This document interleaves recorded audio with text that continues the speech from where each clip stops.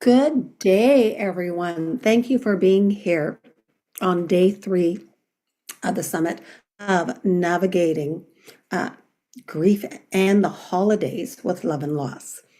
It is a challenging time for many, and it also brings up a mixture or a concoction of different emotions that sometimes we're not prepared for.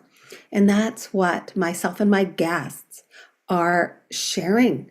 And we're continuing to share the conversation of how everything affects them.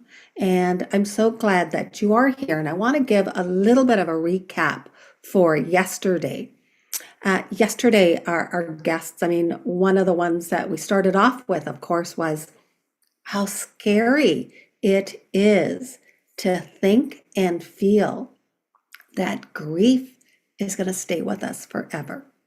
It is quite daunting until it becomes something that we walk with.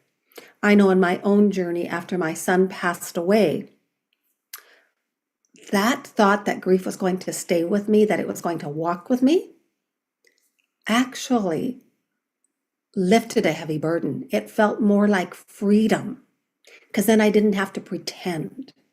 I could allow grief to show up as it was. I could show up as myself, which isn't that just inspiring? And some of the other tips that we had from yesterday, the guests shared, is carve out part of the day to honor your person. How beautiful is that? And it's also of different ways of when we think of what are we going to be sharing and even how we change our language. Our first guest shared, rather than saying I feel or I am, say I am experiencing. And just that shift takes it away from us feeling heavy in it and just allows it to be what that feeling is without judgment, without giving it any meaning. We allow something to be what it is. And just in case you're popping in for the first time, I'm Maria Belenik, a certified grief educator and bereaved mom whose journey took me from being in limbo for 10 years into walking graciously with grief and actually creating the pillars of care. And care is an acronym that I use. And this is how I personally believe is that we give grace to grief and to ourselves.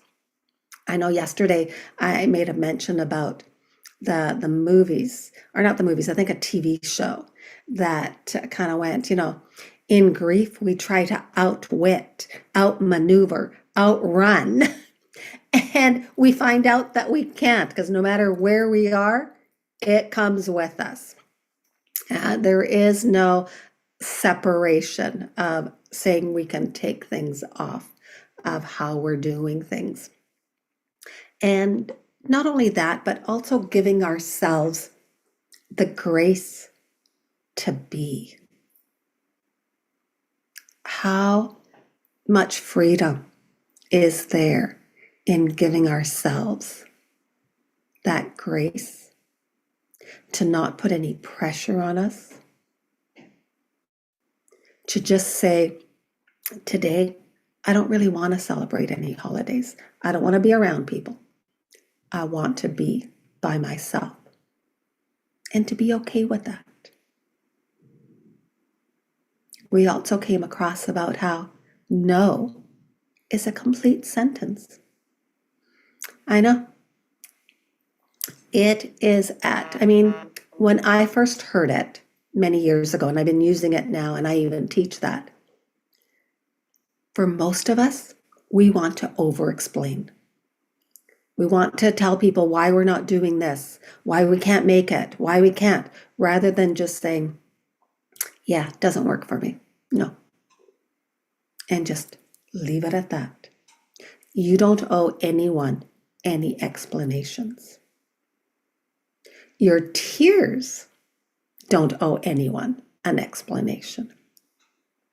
And that is something else that we learned yesterday too, about saying, hey, I can cry or I cannot. It's really what works for you.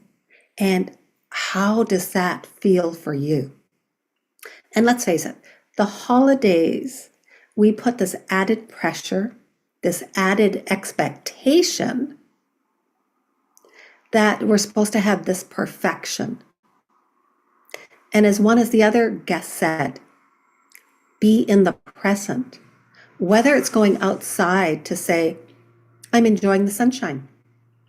I'm going to light a candle and remember my person. Instead of celebrating Christmas, I'm going to move it to next week.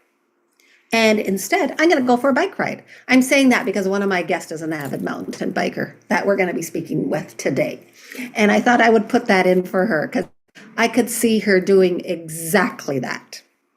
Saying, you know what? I'm ditching dinner. We can have dinner another time. And one of the other rituals that a guest shared yesterday is, and this is what her mom had done before she passed away many years, is because they celebrated Christmas Eve and Christmas Day, she kind of went, you know, I'm cooking Christmas Day. Christmas Eve, we'll do takeout. I would never have thought of that. I come from a culture that we're supposed to be cooking Christmas Eve and Christmas Day. And to actually say, you know what? No, let's order pizza. Let's order whatever food means something to you. And I love how each guest has shared personally from their own stories. They've shared their person with us. They've shared their vulnerabilities with us. And that is the space that I create for people to come in and to be able to share what is in their heart, what is in their, without any judgment. Because let's face it, we happen to have more negative thoughts and are our own worst critic. We put added pressure on us to make others feel comfortable. And taking care of yourself is not selfish. It's giving yourself compassion. It's giving yourself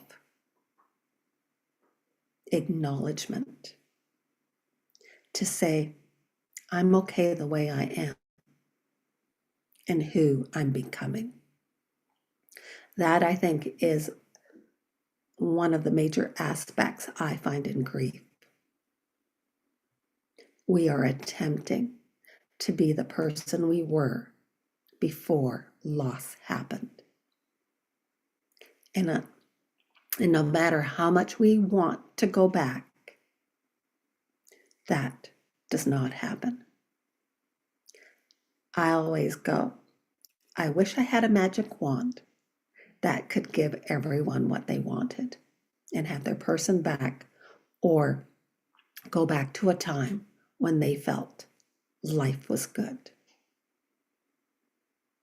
One of the aspects with this summit is to actually show from a place of grieving, from a place of sadness, we can move forward and have joy. Because joy and sadness can coexist. And this is one of the reasons why I believe in saying carrying love and loss in the same breath. In day one, we also learned from a holistic practitioner that we hold things in our breath, in our lungs. And it is through breath that we have life. It's amazing. It's the most simplest of aspects. Our breath can help us regulate our emotions and can help us be grounded. And I know that is something that I particularly like to do beforehand. So I definitely want to have a few moments of silence for you to either honor your person or someone that you care about. So we'll just have a moment of silence.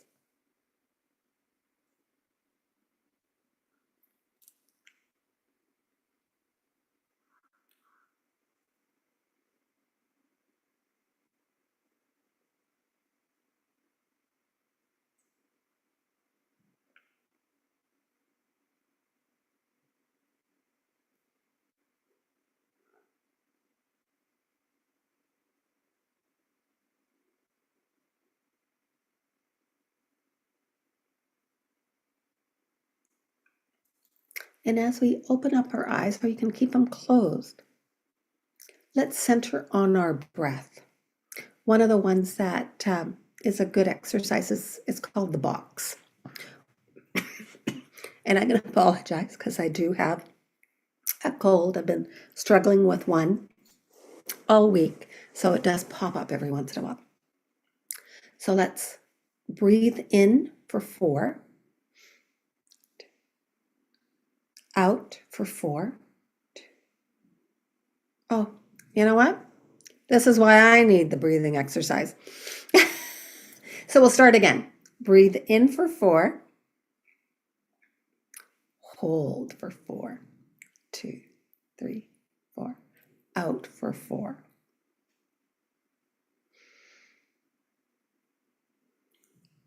And rest for 4. And we can start again. We can do a couple of these because then this kind of grounds us. 2, 3, 4. Hold. 2, 3, 4. Exhale. 2, 3, 4. Rest. 2, 3, 4. And this just sets the tone for how we get grounded. And so as we start, I always like to say, and this is from my mentor, David Kessler, who I got certified from, is that our heart-centered intention is to come together and meet each other exactly where we are, and not making anyone wrong or right of how they grieve or how they express themselves. And grief needs to be witnessed. And witnessed means to be acknowledged, to be validated. And we don't offer any advice. We're here for conversations. And I want to thank you all for being here and sharing your heart and feelings. Now, my first guest that I want to invite in is Lakeisha Mosley. She's an energetic woman who is a wellness thought leader, mental health advocate, and like myself is on a mission to normalize the conversations around healing, grief, and self-care. And she really highlights for people to be authentic and live their authentic lives. So Lakeisha, I want to welcome you in. I know you've also been struggling with a cold. It's that cold season. Maybe we should start off with addressing that, because part of my question is, because November for me is my son's death day. I don't like calling it anniversary. I'm going to say that off the bat to the audience. Anniversaries are for celebrations. This is my son's death day in November, and I don't celebrate it. I honor it. But I also find around that time is when my body just seems to, I don't know, almost like this build up to that day. And then afterwards, it's almost like it becomes like my immune system isn't as strong. Yeah, that's very true. First off, thank you so much for the opportunity and the honor to get be able to talk with you and your audience. But that is very true. I think for myself, so I call my parents' death dates their angelversaries because I do in some way celebrate and honor them. But I notice around the holidays, Maria, oh my gosh, my body starts to say, girlfriend, you already know what's coming up. Thanksgiving was one of my mom's favorite holidays. It's where she just did this amazing spread, and my body literally is like, yeah, you probably not gonna have too much fun. So like struggling with a cold on top of grief, on top of menopause, just really just does not do your body good. And so I think your body begins to know like when these things are happening, and sometimes you just can't avoid them. They just Mhm. happen. Yeah. And I'm glad that you brought up about Thanksgiving because I know in the US, I'm Canadian, so we already had our Thanksgiving. Not as the bigger production, it seems here. We're a little bit more low keyed. But when you're thinking about having that big spread, what has changed for you now that she is no longer here? Like, do you still keep it or have you altered it in some way? I completely altered it. I've never understood why my mom did all of that. It was Mhm. just me and my two brothers. And then my stepdad, once she got married. But I just never understood like all that work and the pressure and the stress and you're not cutting this right and you're not putting this in right. Like it was just too much. So for me, although I'm a mom, my kids are grown, I have grandkids. We do what we want. Sometimes it's tacos, y'all. Sometimes we may do pasta. We very rarely do the traditional stuff like turkey. I don't like turkey. It's just terrible to me. But like ham and all of those things, we normally don't do that. Me and my kids normally pick our favorite dish. Mine is mac and cheese. Mm. My son's is jam, and my daughter loves cornbread dressing. So normally we pick one and we may add a meat to it. And then we do that. But we really are low key. We're like, we're watching movies. We may go hang out. I'm in Texas. Nothing closes. Okay. Like something's open here. Okay. So we may do that, or we may go watch a movie. That may be the one or two times out the year that we watch the movie. I feel like I honor my mom more by doing what feels best for me, what feels best for my family, than trying to keep up with the tradition that hell I don't even like anyway. And I love how you say that, that you do what feels comfortable for you, because you're right. And as you mentioned, your mom put this added pressure on her, almost like we have to make this picture perfect day, because we see it so much in the movies, right? I mean, no matter, even if this one person, all of a sudden, this one person finds all these members of these people that all of a sudden invite them over. I'm like, geez, nobody's ever invited me, but that could be a different story of why. But part of it is also, and I don't know, is it the movies that we put added pressure to it? Is it because we see all the things at the stores, in the movies that tell us all these things, and even in the music, like even social media? I mean, probably when your mom was around, social media wasn't as prevalent, but we still had added pressure from somewhere. I don't know where that somewhere was. Yeah, that I will say we grew up poor. We didn't even know we were poor until we got older. My brother and I laugh about that now, and I have a much smaller, younger brother. But my brother and I, that are close in age, we're like 5 years apart. We laugh now because we were like, we were poor. We didn't even know we were poor, but my mama just made it happen.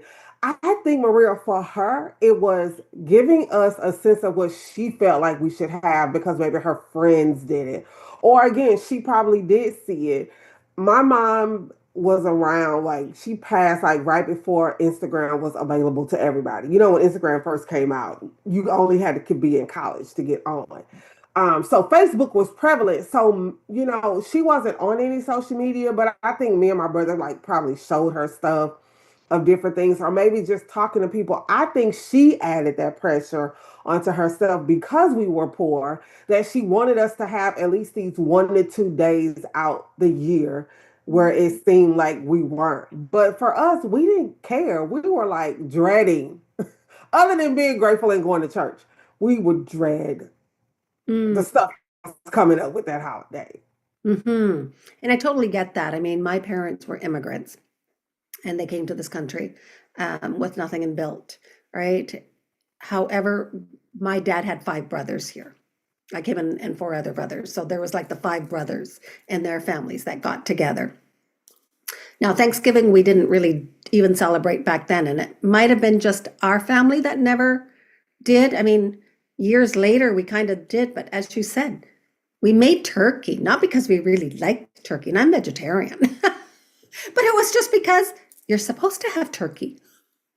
Like, I don't know where it was that we were supposed to have turkey. For us, the bigger event was more Christmas Eve and Christmas Day when the whole families. And that's what I find. I mean, now afterwards, as the family gets bigger, everybody sort of separates. However, when I still have it, because I'm like, okay, I know who's missing. Like, it's like you set the table and you're kind of like, okay, the, like that never goes away. Doesn't matter how many years it's been. It's kind of like you kind of, want to say, I wish they were here. I miss you. That's so true. I love when we first had our initial conversation, how we just talked about like we don't have to do any of this stuff that we don't want to do to make other people feel good. And I think in our grief journeys, that is one of the things we do so much, too much, almost. Like, I'm in pain, I'm grieving, which they could be grieving in their own way. But it was my mama, it was my daddy. So why do I have to show up at your house to eat dry turkey that I don't even like, eat stuff I probably don't even want, just to appease you so that you don't feel away or you don't feel like you're not showing up for me? Like, time cut off for that. I do what I want to do. If I want to invite people over, I do. And sometimes I just want it to be me. No kids, no nobody. Just me and my thoughts. And not because I want to drown in sorrow, but because I do want to honor my parents in a way that maybe you don't understand, or I don't feel like I want to explain to you why I'm honoring them that way. And I love that because a lot of times we do not give ourselves permission to say, how do I want to show up for my own self? Right? I mean, and I know we had this conversation, and I love how you also, create safe spaces for the healing aspect, because we had this discussion about how healing is a word that at times you either like it or you don't. And I'm using the lines from Survivor. I don't know why. Right now, I'm thinking it's really great for grief. We try, we attempt to outwit, outmaneuver, outrun.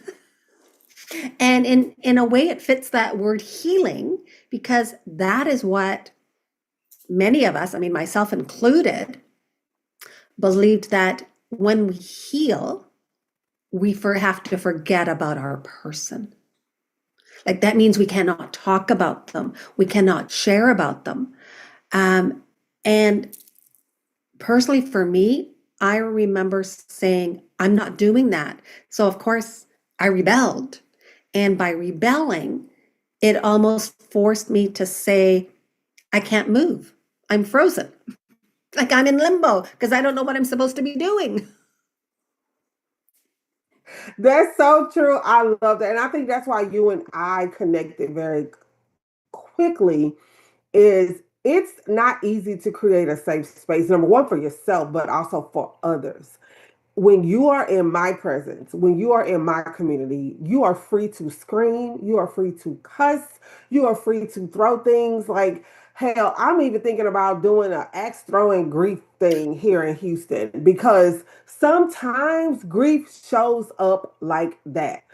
And I think we have conditioned ourselves to make healing look so pretty and so demure, and healing is ugly. I just told a friend today, she was like, girl, I've been seeing you, we haven't really talked. I know, I'm on this really intense grief journey and it's healing me, and in that healing I can't talk to you. I don't have anything to say to you at this. Like, I don't know what to say to you that I think will be beneficial for the both of us. And not that she's done anything wrong, not that she's done anything, like they'll push that narrative on you too, Maria. Like, oh well, you're saying I don't understand. You don't understand what it's like to hear your mom take her last breath. You don't understand what it's like to hold your father's hand and he leave this side of the earth. You don't know what that's like. So I don't expect you to know what that's like. And so I feel like we're releasing them in a way, but they get mad about it. We're healing so that we can be a better version of ourselves, not only for ourselves, but for other people. But they sometimes want to make it seem like we're the bad person because we detach or we isolate. Because there are moments of healing that isolation is necessary. And I'm glad that you bring it up because there's in anything, there's always this fine balance, this fine line of isolating to honor yourself and to set boundaries, and that isolation where you feel no one gets me, no one understands me. Yeah, right? It's like this constant teeter totter. I don't know. In Canada, we have the teeter totter. I don't know what it's called in the US. No, that's an accurate, like it's kind of going back and forth because you almost don't know in some instances like how you should be responding to people. You're trying to stay true to self, but as a business owner and entrepreneur, you also understand that there are certain masks or faces you have to show publicly at times. Sometimes I want to burn it all down, Maria, and say F it and let's keep it moving. I'm sad. I'm in grief. But I also understand as a part of this healing process that it's not easy. It's not easy at all. It's very hard to look in the mirror and say, your person is no longer here. How do you move forward? When you had plans, when you had ideas. When for me, I got to this place where I felt like, oh, I'm good. I could take care of my mom or my dad. And they're not here to witness any of, those particular things.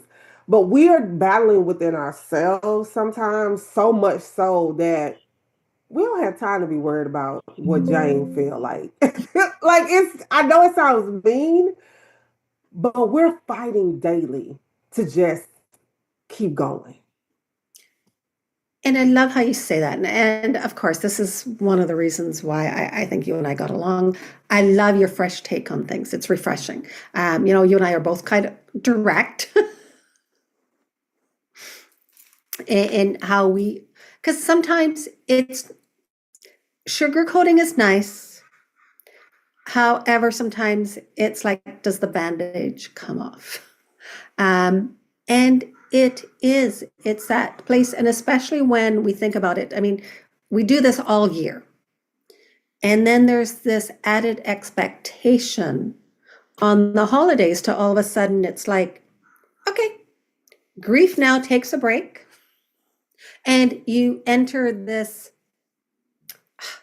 other world. I mean, as a griever, and I always will say, as a griever, uh, it doesn't matter when your person passed away, because the missing and the longing or yearning, whatever word someone wants to use, doesn't go away because the holidays are exactly the same time all the time.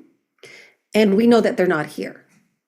For other people around us, their lives have continued the same. And one of the things that I kind of want to bring up is sort of that green envy. And envy in a sense of, because I was like this, when you see families together, you're joyous for them and sad, and I don't know if it's envy, but it's kind of mirrors because you want your person there. That's exactly what it is.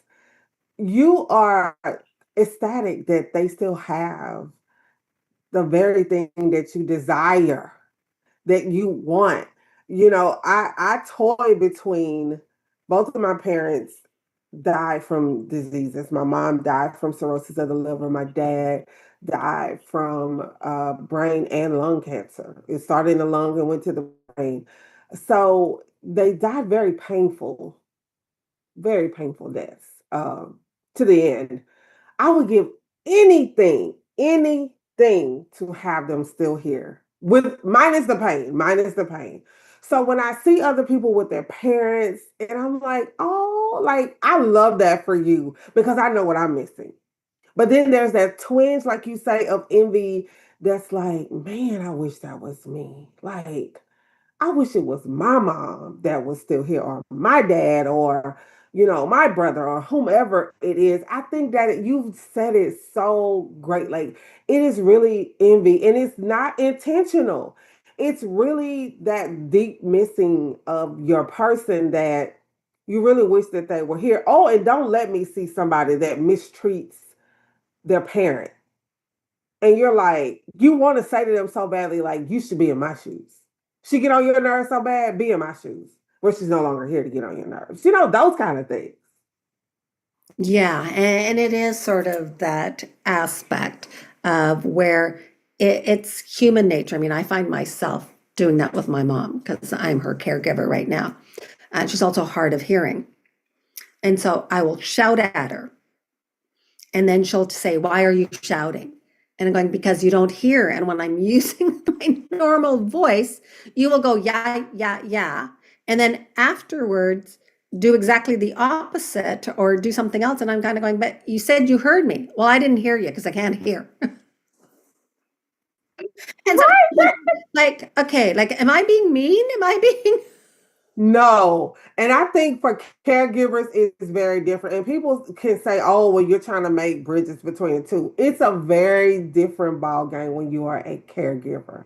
It is so different. I My brother was the primary caregiver for both parents because they were back in Louisiana. My brother was like, "Hey, you're working. Like, I get it. I made these frequent trips." But it's a different because my brother started grief before I did.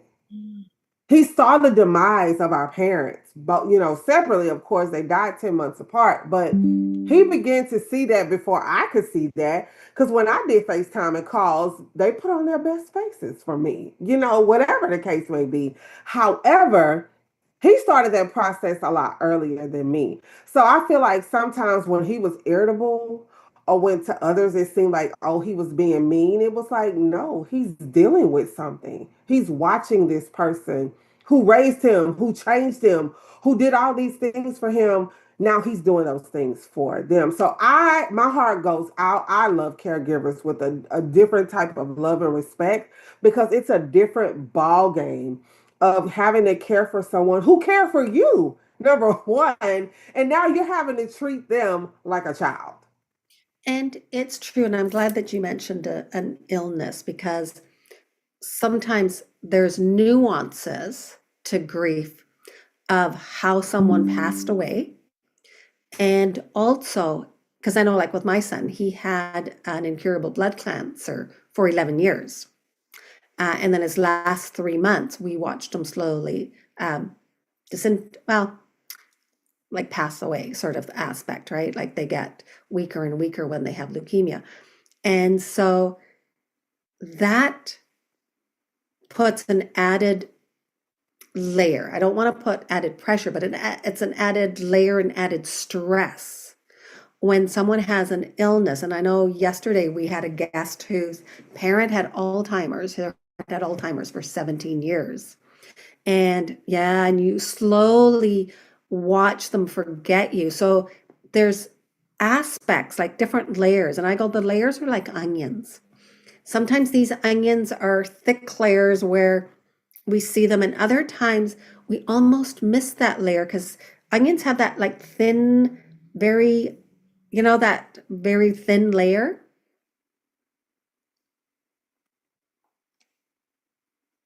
That's true.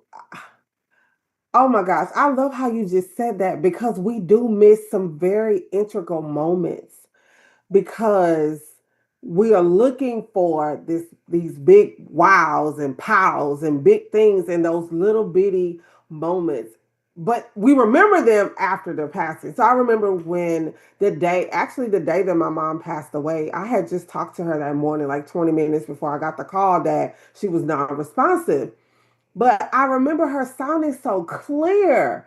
And she was like, "Oh, I ate my breakfast. I ate all of my breakfast." So to someone who's like, "Oh, and she ate all her," well, yeah, she did. She has cirrhosis of the liver, which means nothing's processing. She's on heavy morphine, where they're trying to keep you awake but not to slip into death. Like it's a whole thing that they're trying to do. And to me, it was like, oh, well, that's good. But it just passed by me, Maria, like, okay, whatever. And then I get this call, and life that as I knew it, changed forever within 2 hours after that first call. But then when I began to recall my mom, I'm like, oh, that was a moment.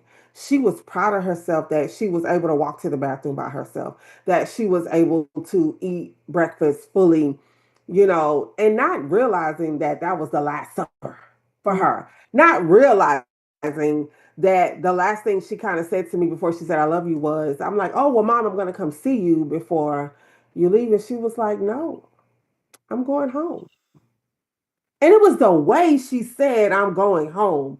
Like now, that was one of those little thin onion layers you talked about that I just passed by, like, oh, well, she's going back to Alexandria because she was in New Orleans at that time. Oh, she's going back to Alexandria. But now I hang on to those thin layers, as you call them, because they make this grief journey just a little bit more because she told me she was going home. Now, she was not the physical home that I thought she was talking about, but for her, it was somewhere else. So those really thin pieces, they are so important. We really should start documenting them. And that is definitely a good idea because I know there are people who start filming because one of the aspects that, I mean, I didn't have the opportunity and one, I didn't even think about it, um, is of course taking more photos and also recording the voice. Because as longer time goes by, I mean, I have photos of my son, all right, and I'm sure you're going to have photos of your mom at a certain period. Like, I mean, my son is forever 27. And so, because I won't, don't have photos afterwards. And we never took photos of him when he was really ill and becoming skeletal. And that was because he did not want it. And that was to honor his.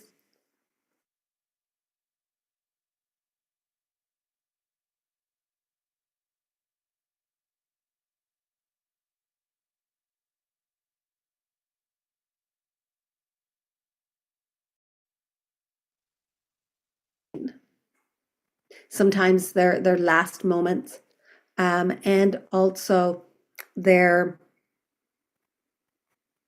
their smiles. And I for me, I'm always thinking, oh, it would have been nice to have a recording of their voice. Yeah, and that's hard, Maria, because that final moment means a lot. And I didn't understand. You really just brought something full circle. My brother took a picture of my mom when she had passed and she was in her hospital bed because he actually made it there in time. Um, well, not in time. By the time he got there, she had really just passed, but it was a moment that I deleted that picture when he sent it. I'm like, I don't want to see her. She looked sleeping, but it marked the end of my life as I knew what it was. But I think if we do have those moments, like we can still honor them, probably never show them publicly, but they're just a piece of us that we have that, like that we can remember. Because I look at some pictures now, like when my mom went into the hospital of my kids, like they were big on Snapchat then when my mom was sick. This is like back in 2015. And so there are pictures of my kids where they took pictures of their grandmother. They called her Momo. and they were like, Mama, keep fighting or whatever. And I can see the tear stains in their eyes. Their eyes are red. But my mom is smiling in this picture like she's in it with her grandkids, It's moments like that when I wonder, like, why, God? I can look at that picture and in its final moments, it's like probably a month before she passed, but she was happy. My Mm. kids were sad, maybe, but they were happy because they were there with her and she took that picture with them. But I think those final moments, sometimes as painful as we remember the details, are like really just as important as documenting any of the other times, too. And I love how you said that because we document. Well, actually, who was it? I heard a story one time. You know how, especially with the holidays, Christmas time, um, people want to get the perfect photo, right? It's like we got to get the perfect photo because we got to send it out. And I remember someone sharing, going, they had a friend who had done that. And their friend had said, "Do you know how long and how many arguments we had to get that perfect photo?" And I'm going, that is so true. We're wanting to present this thing of we have the perfect family, the perfect emotions, or whatever, the perfect holiday. And yet, behind the scenes, it's messy. And sometimes maybe it's those messy photos, like that photo that you have with your mom being happy and your children being, I mean, they're both sad and happy that they're staying, seeing their grandmother, but sad because they know that she's ill. But these are moments that become precious. And at the time, we don't think about it because we're looking at the photo going, oh crap, like one person's smiling and the other two aren't. Uh, That's so true. And when you think about the messy moments of just life, what is the lesson you learned in that? What did you get out of that? Because nothing's worse than trying to get 2 year olds to take pictures. Okay. I got a 2 year old granddaughter and she is the cutest thing in the world to me. Okay. She is just my little darling. And I'm like, come on, take a picture with Sassy. They call me Sassy. And I'm like, come on, take a picture. And she's looking there, she's looking there, she's looking there. But it is a moment I won't forget because that's my grandbaby who I'm trying to get to take a picture. And sometimes it's the laughter that comes from those pictures when you look back on them. Like, I love doing behind the scenes type things because sometimes we see the finished product, but what did it take to get there? Look at the ebbs and flows, the messiness of grief. Like, we can sit here on this amazing event and talk about grief in ways that maybe other people can't relate. But there were days I would be in the corner crying, screaming, throwing plates at the wall, asking God why He took my parents, hating life. It's those messy moments that get me to a place where I can talk about it and be proud about it and unapologetic that I don't grieve how everybody else grieves, that I don't want to be a part of your pity parties when it comes to certain things. And I don't want to do balloon releases 5 years later when somebody has, like, I don't want to do it. And I'm okay with that.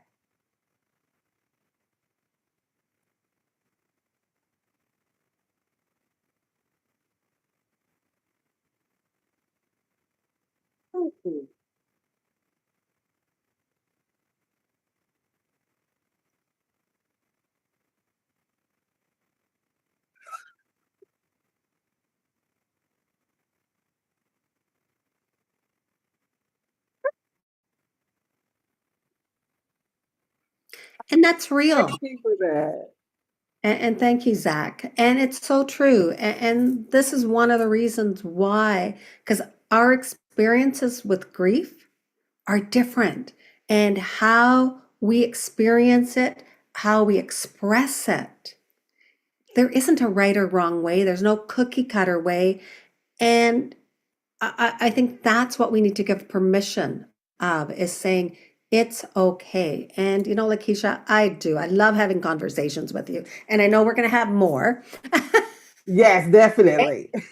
There's like many layers that we haven't even touched upon because we Right. touched upon in like 30 minutes.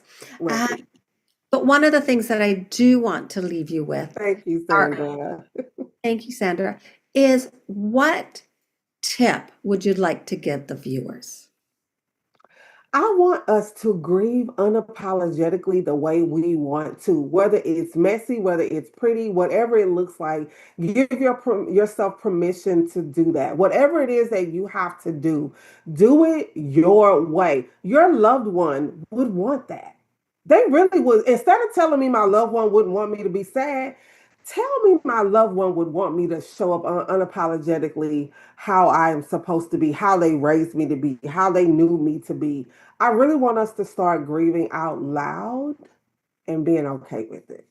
Oh, I love that. Grieving out loud. Whoa. You and I are going to start a movement. Yes, yes, let's do that. Well, Lakeisha, I thank you so much for being the fresh breath of air almost, right? To Thank you. just lay it out there, be vulnerable, and being you. Thank you so much. I appreciated you being here. Thank you so much for the honor. I am so glad I am here. I'm going to hang out with my camera off because this is amazing. But thank you just for the space. Thank y'all who all are here. Just thank you for the space that you created for us to be able to be this way. Because if no one creates this space, we don't always be brave enough to do so. So thank you. Oh, thank you so much. And now I want to introduce my next guest. I know I did say that she loves mountain biking. I already know that. But one of the other things that Sandra Pelly and I have in common is our love of dragons. But she has taken it a step further than I did because I only like dragons. So Sandra Pelly, who is the Sandini, I almost feel like she's going to put dragons out like this magician. She's an inner dragon transformative specialist. She inspires what's next for women doing the inner work to connect to their inner dragon, to be bold, aligned, and live an authentic life. Sandra, welcome. Hello. You look beautiful, by the way, Maria. Cute. I just wanted to say that, I've been sitting here holding space for the two of you, the previous guest speaker, Lakeisha, and yourself. And um, thank you for giving me permission to grieve in my own way, is what I really first want to say. Because, um, yeah, it's weird to feel like you have imposter syndrome when it's around grief. And yet that's kind of where I'm sitting because it's like, oh, I haven't lost anybody really close. Like I haven't lost my dad. I haven't lost a child. I haven't lost a sibling. Having said that, I've lost my mother-in-law. I've lost my brother-in-law. I've lost some really close aunts and stuff. And this conversation just really opens up the possibilities of being okay with who I am in my grief. And I really, really appreciate that. So I just really wanted to honor the two of you, first of all. Well, thank you so much. And you're right. And part of it is that sometimes when we think of loss and grief, most people believe it has to be the death of a person. And it's not because we can grieve. Yesterday, we had, as I mentioned beforehand, one of our guests whose father had Alzheimer's for 17 years. So it was a slow journey of each day there was a different loss. Yeah. And Yeah. so I know that that is something that you're also going with, right? Yeah, very much so. My mother has dementia, and again, I refer back to the previous conversation and a comment that was made about something that was said. And I remember being in my mom and my stepdad's home, and my mom sitting in a chair by the door, waiting for her husband to get the car because we were taking her to the hospital. She'd had a fall, and we had reached a point where we just couldn't we were no longer capable of taking care of her in the home. And she turned to me and she goes, I just feel so lost. And in that moment, I'm like, oh, it's okay. I just kind of like, I could just feel the energy of how I just sloughed it off in the moment, except that she was telling me something so, so important in that moment about her dementia. Mm. And there's no way to backtrack and reclaim that moment. So there's that grief and whatever emotions are coming around that as well. And then, the other day I was walking through my space in my bedroom, and there's a picture on my husband's side of my mother-in-law and her husband. And she's just got this beautiful smile on that. And I just recall, like there's been conversations over the last few days about people who are in the home and are witnessing on a day-to-day basis the decline of someone. And truly, with regards to that, we didn't even realize there was a decline because it was my father-in-law and my mother-in-law were living by themselves. They weren't in a home. There were family members who were visiting, but they weren't visiting and spending time. They were dropping in and making sure that they had groceries and just touching base and then leaving. They weren't sitting in the home and taking that time. And so that the people with dementia or people with whatever else is going on, like your son, they have such ability to mask what is actually going on in their life. And when my husband had the opportunity to go and sit with his dad while sit with his mother while his dad had to go in for an operation, he spent 2 or 3 days there. And it was a huge eye opener of what was actually going on.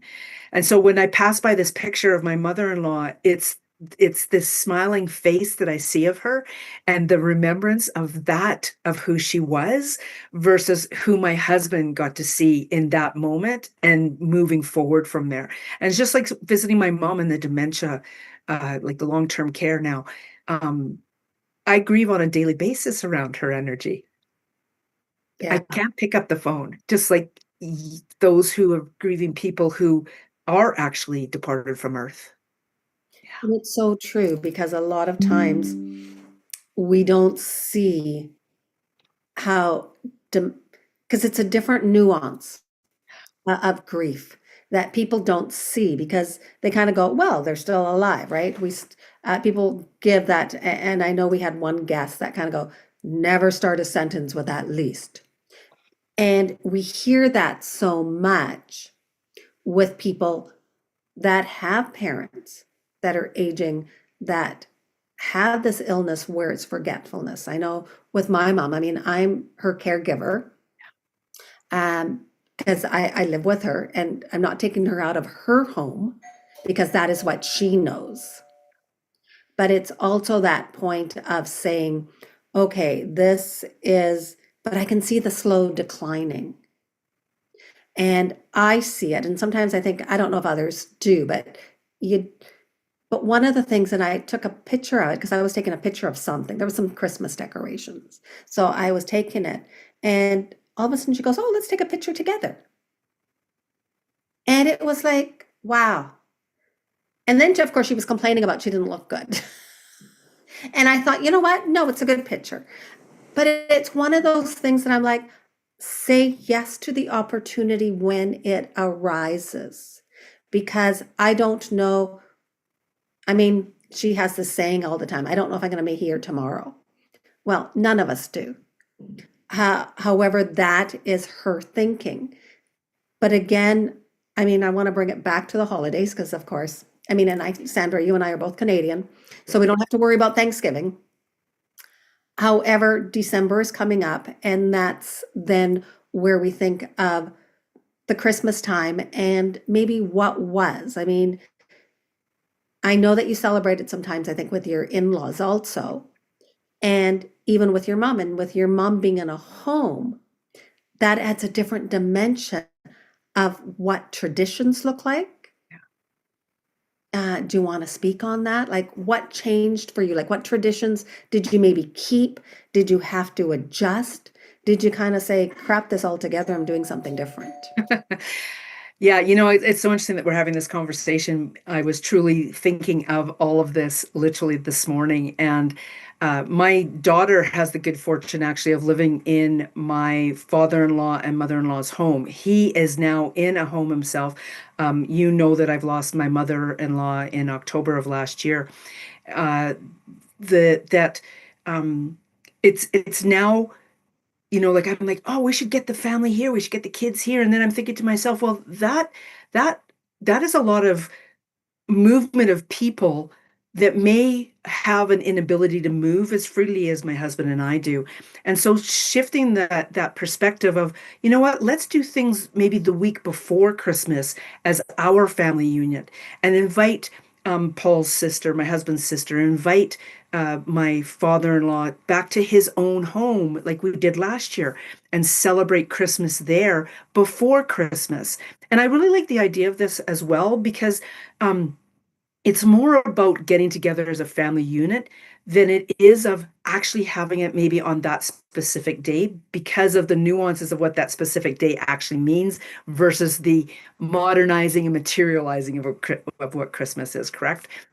And two is we are then also too leaving the space for those grandchildren of ours to be celebrating in a different way in other family circles as well. So we're honoring everybody in doing this. And I feel like it's such a powerful position to be in when we can do this versus saying, no, you guys, we haven't had anybody here for 8 years. You guys need to come here. Wow, is that ever already producing negative feelings? So I love that you're broaching the subject of recognizing the traditions are okay to be changed. They're truly okay to be changed. Yeah. And that's the aspect that I always go, people need to give themselves that Yeah. grace to say, because sometimes we feel, or people feel that traditions cannot be changed, right? It's almost like a ritual that cannot ever be changed. And sometimes it's like, yeah, circumstances can change. So give yourself that permission to say it's okay to do something different. And Yeah. I love how you and your family have shown that and have adapted in a way that is right for you and your family. Yeah. And you can do other things as well, like um depending on I don't even know how to word this. I'm going to use my daughter's wedding as an example. She when she got married, her best friend was had committed suicide a couple years before and was unable to be there. Obviously, having said that, she invited his dad and his new wife, and I had also said, you could always do an honorarium area with him, and she made a really good point of saying, well, this is my celebration about my getting married. Is I don't really want to change that to being in honor of him specifically. I am honoring him and having his dad, who I know, and his new wife there. And it's the same thing with Christmas or any occasion, right? Like if they're not there, be consciously aware of, okay, you know what? It would be a really great idea if we had grandma's picture up. Let's make sure that she's present right now or whatever other relative and consciously aware of where the dynamics of all of that take place because maybe you don't want the like my brother-in-law's picture there. Like it's just being very conscious that even though this celebration is about you, there are other people around to honor as well. And we can do our own celebration in our own spaces as well. Like at Christmas time, put the pictures of them in ornaments or around the tree, whatever the case is, right? Rather than front and center. Mm-hmm. Because, and I love that, because in some ways it fits into the category of setting boundaries. Yeah. What you will allow for your own self and your families, rather than having someone else dictate what it's supposed to be like. And it is a fine balance. I know when you happen to be the griever, or even when you're having people that are missing but are still alive, it makes it a little bit more drawn out because one of the things, and I know we had one guest that went, we can't worry about what everyone else's feelings are because then we're going to be even more of a mess and put more stress on ourselves.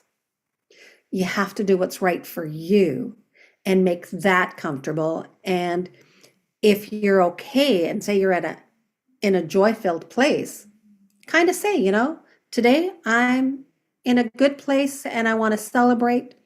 Or if you're not, kind of go, you know what, today's one of these days where it's going to be low key. And either one is going to be okay. And I love how you say that, you have days where you have with your own family, and then afterwards you can move dates around. I mean, I know Christmas always falls on the 25th, but hey, the 25th sometimes is a little different if you're in Hawaii maybe, or in, what the time frame is, right? Yeah. I also want to say that remember how you have felt in the past when you maybe haven't been able to get together with family during Christmas occasions, and make a point of getting together with family for a Christmas occasion. Again, it doesn't have to be on the specific date. It's more the fact that you're getting together. I'm just very conscious of like I'm conscious that the last time my granddaughter was here in my home for Christmas, and it wasn't this home's per se, but it was like 8 years ago. Does she have to come to my house for it to be a celebration of Christmas? No, not at all. Not at all. There was something else I wanted to say. It's eluding me. Just bear with me here a second. I think it was exactly that. It was more about um, my mother-in-law often would ask us in, and we would come and be there for Christmas, like Boxing Day. We'd make sure that we spent the day with Boxing Day in there because we had time with my dad here. We made a choice to live in this town to be with my dad. So honoring that and then going and doing the next thing with them, or doing it before with them. Just really being so very conscious that there's a lot of different ways to do things. And you said it really powerfully, is honoring yourself. And I want to take that a step further too, Maria, because it's not just honoring yourself in that, recognizing the emotions in that.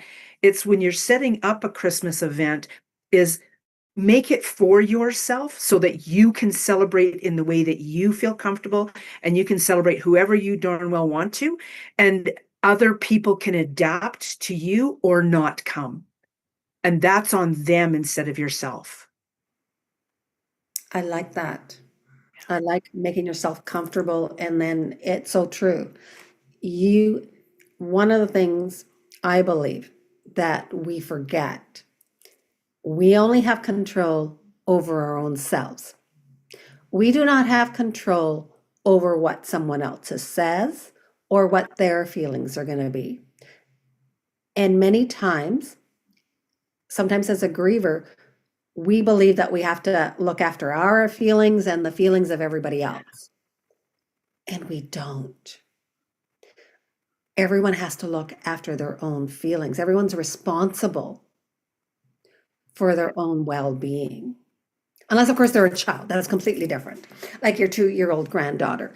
But as an adult, yeah. And that is so powerful. Thank you so much for sharing that, Sandra. Yeah. It's also to acknowledging that another person actually has feelings. We had an event happen that was quite joyous recently, and within the week or even the day, a couple days, we actually found out it was a tragedy.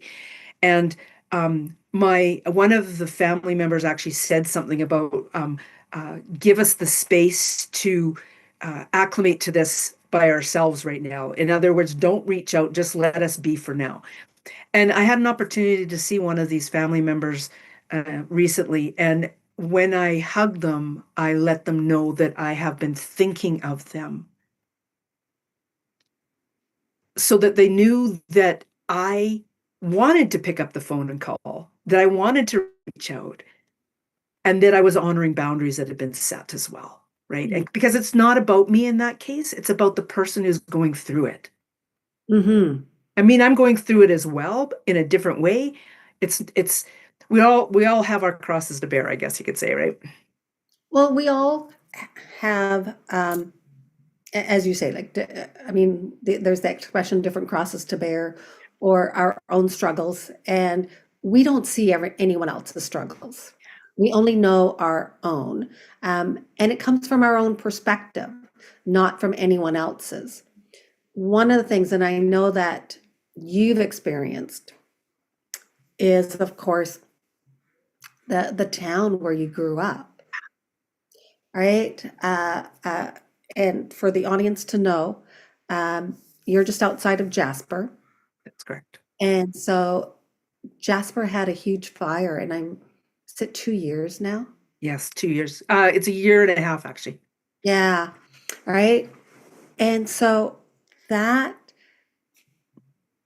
and that's why grief is so many layers. It means so many different things, because that is another layer of grief, that it may not be the grief of a person, but it's also a grief of our identity in where we might have grown up, in our childhood homes, in things that I know sometimes we always go, we're not supposed to be materialistic, but however, we attach meaning to some things, to some items. And when they're gone, it's that other layer. I mean, again, going with the onion sort of thing, right? I mean, onions have many layers, and so does grief. Yeah. And I know one of the ones that I had done in my talk when I was in Oxford is actually saying that because we have experienced grief once or loss, doesn't mean that loss will never come again. We experience losses that sometimes come one after the other, and it's a ripple effect.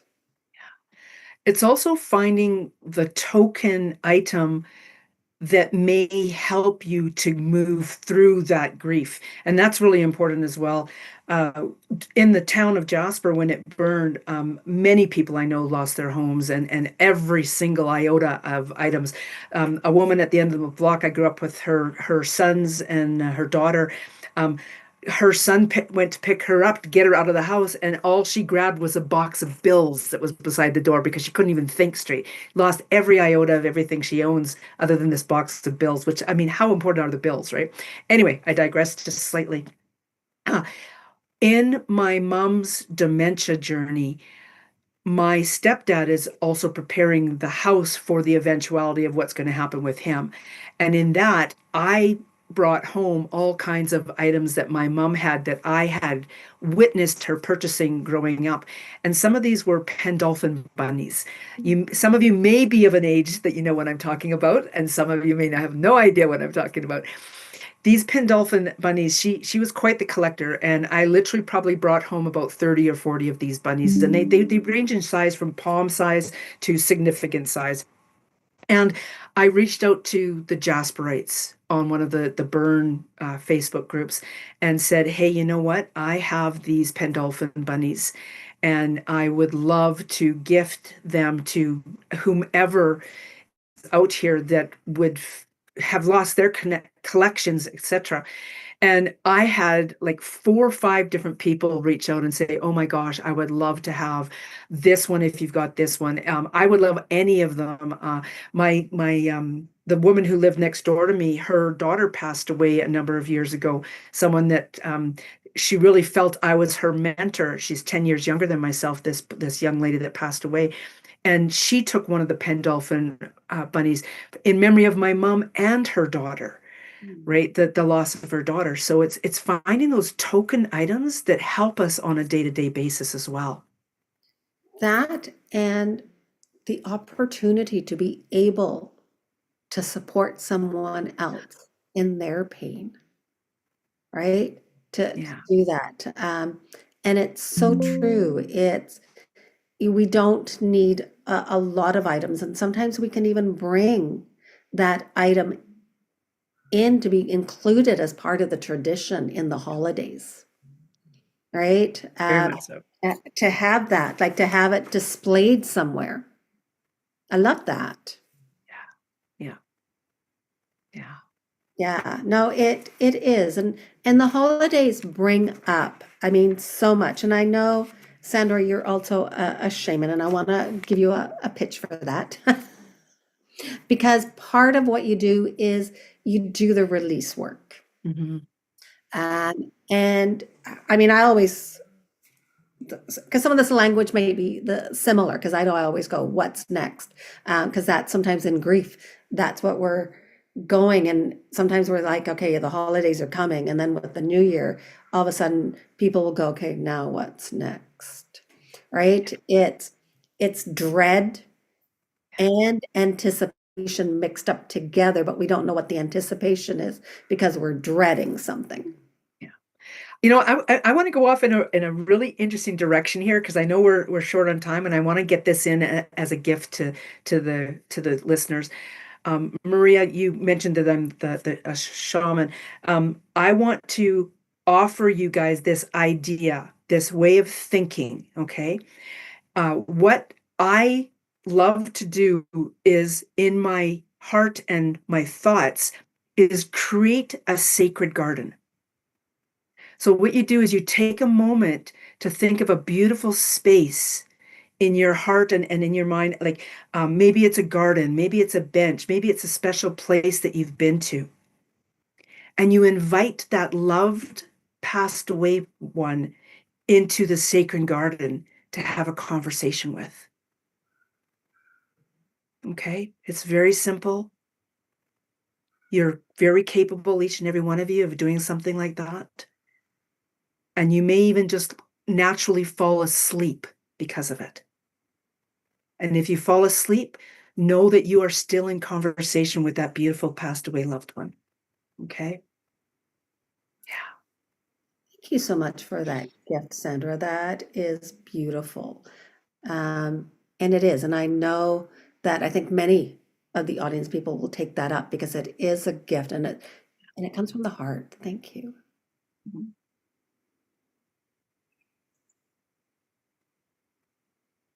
Oh, I love it.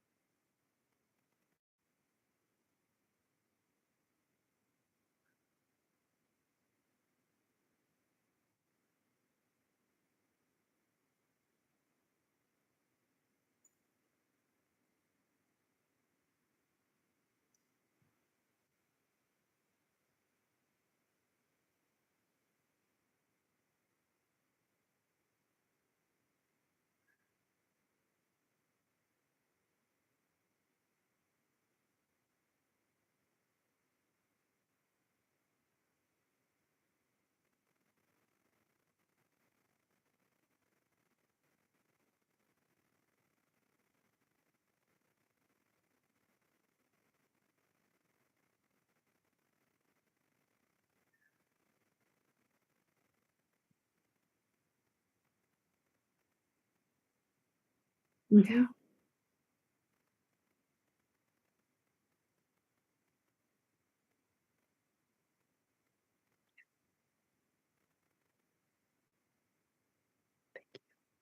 Mhm. Yeah. It is. And one of the things I always go as a grief coach, silence is okay. We become comfortable in silence because silence is a form of communication. It is also a form of support. To be able to sit with someone in silence. Um, I was going to say, I practice this because many times I would sit in the hospital room with my son in silence. So that way he just had to know that physically I was there and emotionally I was there for him. I didn't need to speak to him. He didn't need to speak to me. So support can also come by sitting with someone in silence and holding their hand and having that communication. And Sandra, and I thank you so much for being my guest, for saying yes, for sharing parts of your story and being vulnerable, and for the gift that you gave us of the garden. So good. Thank you so much. Thank you, Maria. Thank you, everybody. I want to, my next guest. Wow, I know I have so interesting guests. It's like I want to keep these conversations going, and we'd be here all day. Like I would have all day with people all the time. And I don't know if you'd want to be a fly on the wall to hear these conversations. But my next guest, Jessica Roden, is founder of Root and Rise Grief Healing. And she's also a certified grief educator by the renowned David Kessler, who is a trauma and grief specialist. I know I'm putting a plug in for David too, and he's not even here. But we were all educated by him. So in a lot of ways, he is here with us because we are framing a lot of the words that he has given us. Thank you so much, Jessica, and welcome. Thank you. Thank you for having me. I really appreciate it. Oh, I love your things at the back. Oh, the Oh yeah, thank you. I put some, favorite things and just, things I like. So I have a background that I like.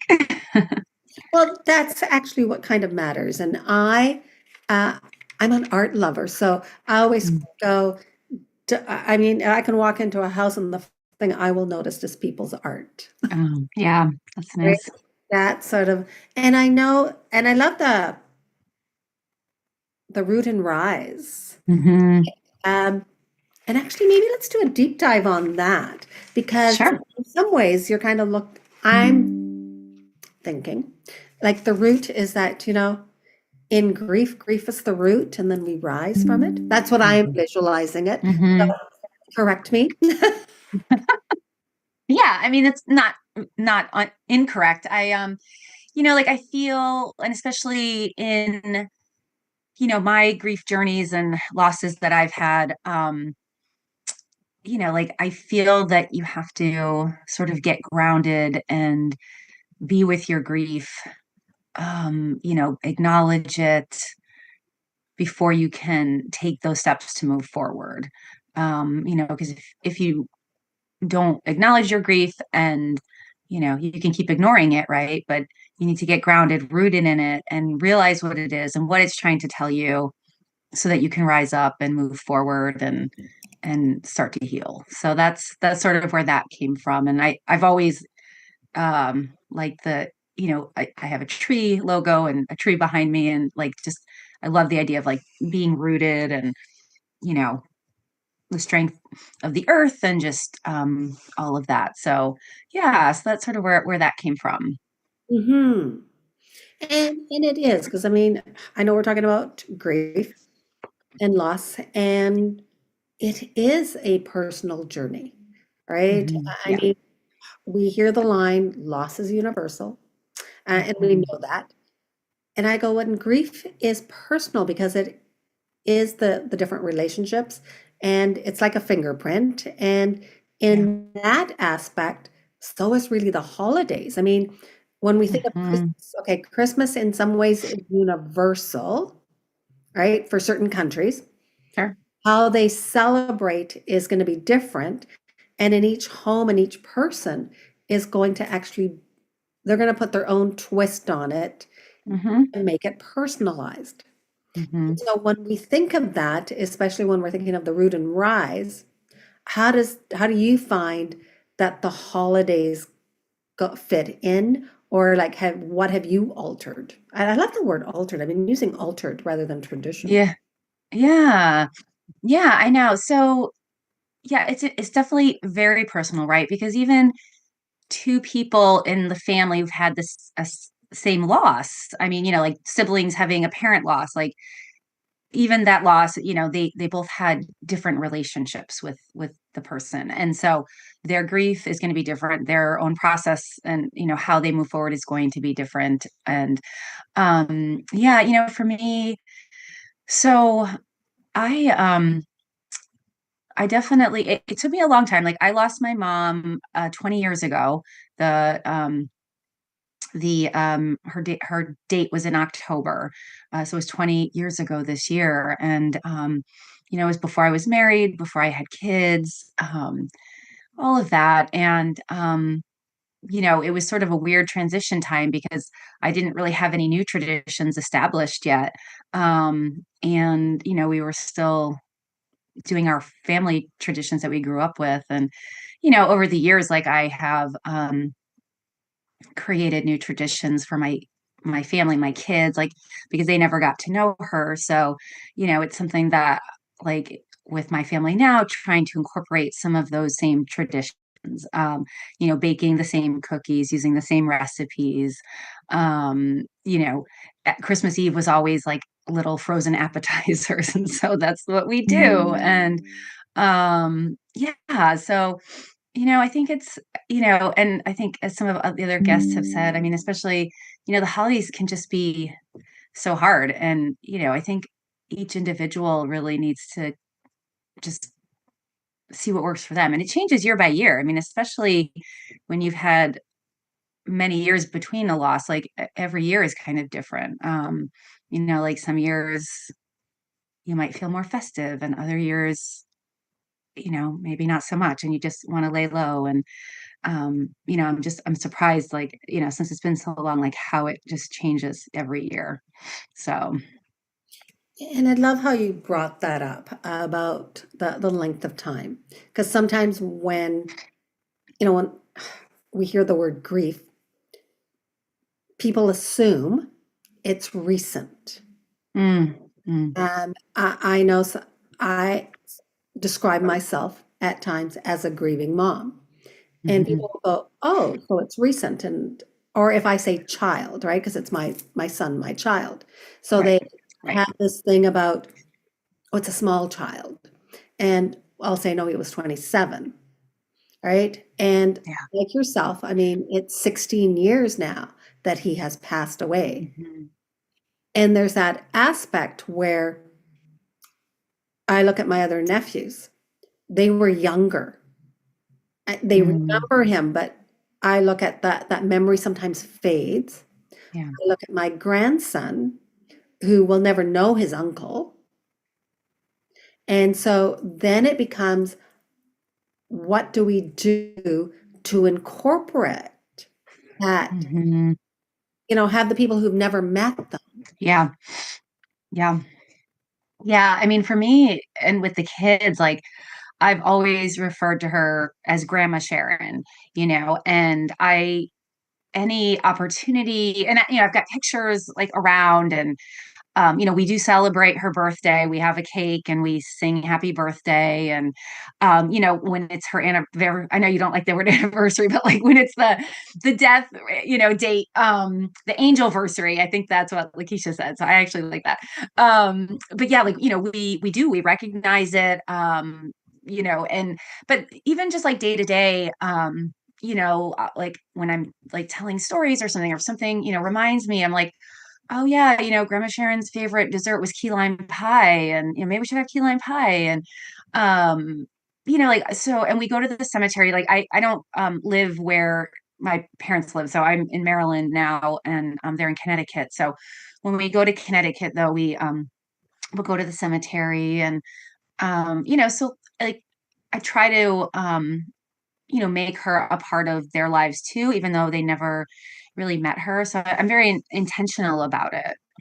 And I love that because a lot of times, especially when it's long term, there's the assumption again that, oh, you just kind of forget, you ignore them, Right. you don't bring them up. Yeah. And I'm sure you hear that all the time. Why are you mentioning her? Why? Yeah. Yeah. And I always go, what people misunderstand is that when someone is significant in your life and has made an impact, they are unforgettable. Yeah. I mean, they're part of you. Well, of course, yeah, right? As a parent, as a child, Yeah. their DNA. Yeah. Right. But I mean, they're part of your story. Like, even I mean, like your story changes when they die, right? But like they were part of the before and you still carry them with you into the after, like even if they're not there. Mm-hmm. And I love that. And in the sense of, as grief educators, we are leaning into how do we share the stories of people that Hmm. are no longer here Yeah. or are, experiencing an illness. Hmm. So, Yeah. and I'm sure that that's what you're finding too. And one of the things is that, because I know yesterday we had someone whose friend had passed away. She had a really close relationship, Mm. friend, and that is her lane, right? So, because I always go in grief, we seem to have our lanes Yeah. Yeah. of where we go. I mean, Hmm. mine is more for adult child loss. Um, the lady yesterday, Terry, was more for friendship, because a lot of times we don't see grief in friendships when they pass away. Yeah, you're right. Yeah. Yeah. I mean, I think that's one of those griefs that people don't really recognize as significant, right? I mean, there's so many types of grief that sometimes people, I don't know, brush aside if they haven't experienced it, right? Like pet loss is one that comes to mind. And, you know, when I lost our dog, our first dog that my husband and I had when we were married before we had kids, I mean, it was so hard. It was just like, you know, like losing like a child, but not, I mean, not, but they're like a part of the family. Like they're a baby of yours, like your fur baby, like, and they give you this unconditional love and like, like it's real. I mean, it's real for people. And sometimes those pets are just the only family that some people have, you know? Or even closer to than a family. That's true. Cause right. Cause sometimes, yeah, they're not connected with their family members, right? And that's one of the aspects, and I'm glad that you brought up pet loss, because that is sometimes a person, especially over the holidays. Because I know one of the guests mentioned that actually December is the highest month where people pass away. Really? Why? I didn't look that up, but someone else had mentioned it. And one of the things I always go is that sometimes our pets, as you said, are our families. And when a pet has passed away, traditions can change too, and how people feel, but Yeah. people will not understand when a pet has passed away, how Yeah. they're going to be carrying on and what kind of support do they need. Yeah. Yeah. It's true. It's true. Yeah. Right? And so one of the things is, so what helps you feel grounded? Like, say, I mean, in parts of it, like the holidays always have added stress. I think you have younger children or teenagers. Yeah. Yeah. Teen and tween. Yeah. And so there is, so how do you find that you're grounded during the holiday season where Yeah. there's so much pressure to do different things? Right. Um, Right. and especially when you have children or Yeah. teens, they're all over the place too, Right. Yep. right? And also honoring yourself and say, because Yeah. I'm not too sure, like, say, I mean, there are times when I feel that the missing is more intense Yeah. than other times. Yeah. Yeah. So it's kind of like Definitely. all of a sudden I'm asking this question where it's like this whirlwind of emotions where you're Yeah. a mom, you got to be here for your kids, here for a home life or work life. Yeah.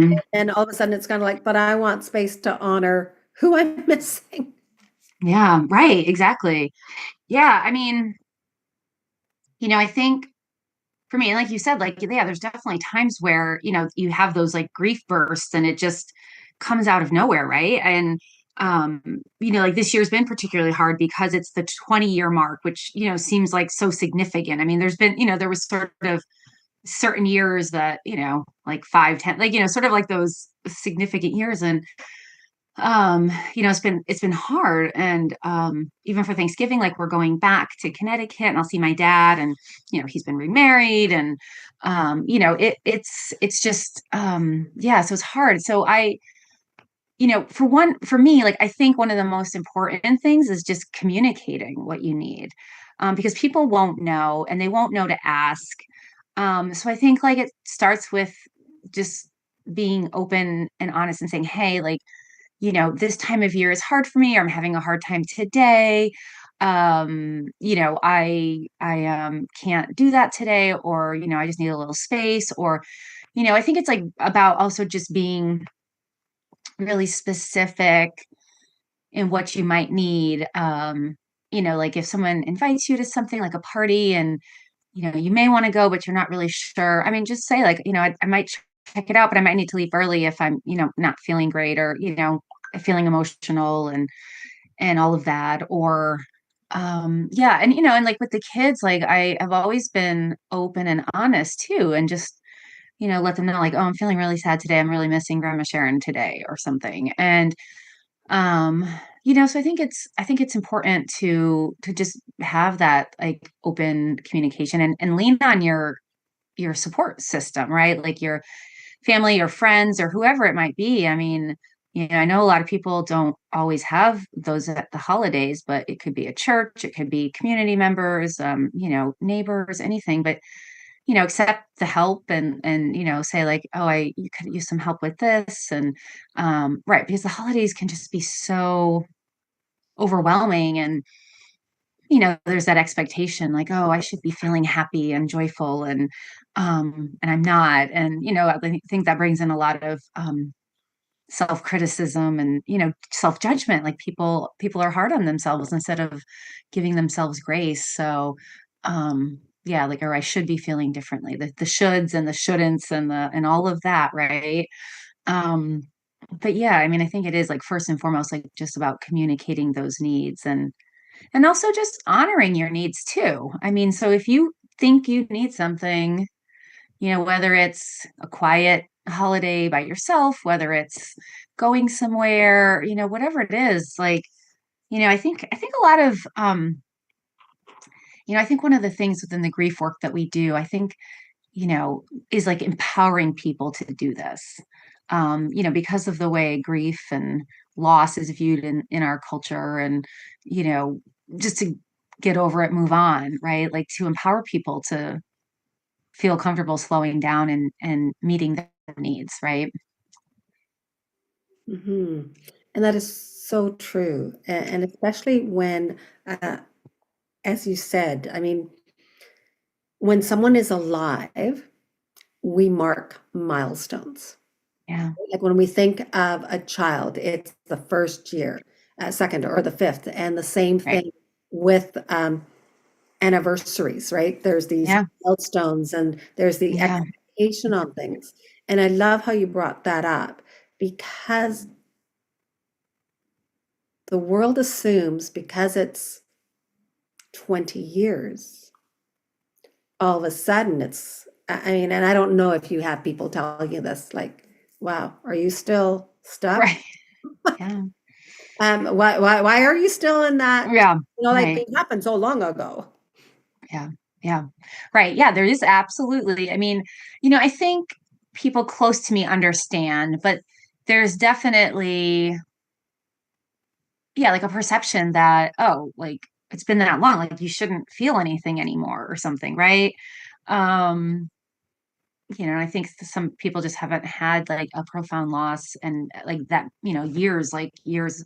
And, and even like when it first happened, like I didn't really know anything about that level of grief. Like I was in my 20s, I was, and, even when it happened, I was just felt like, oh, I just have to get back to it. I've got to go finish what I was working. I was like in grad school, and it was just like, I just got to go do it. That's what I'm supposed to do. And, I never really like took a lot of time to fully grieve it.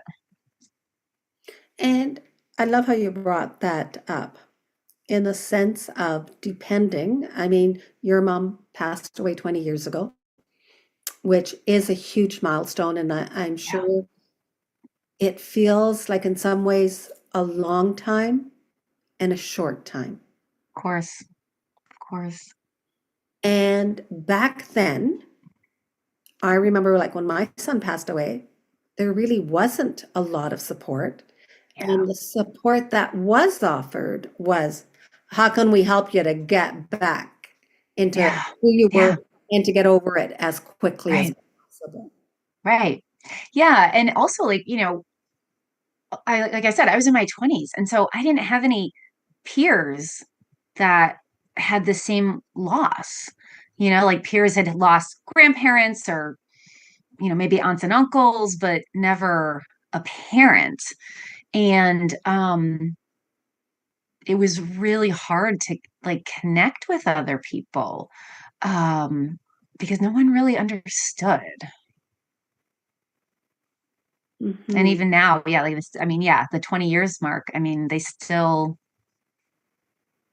don't really understand unless, I meet someone who's in a similar situation. But yeah, That understands. So true. yeah, Now, and I personally don't like the word anniversary, as you mentioned. yeah, I know. But I'm that's going to use not, angelversary. I like that. that is a Angelversary. good one. We might use that one.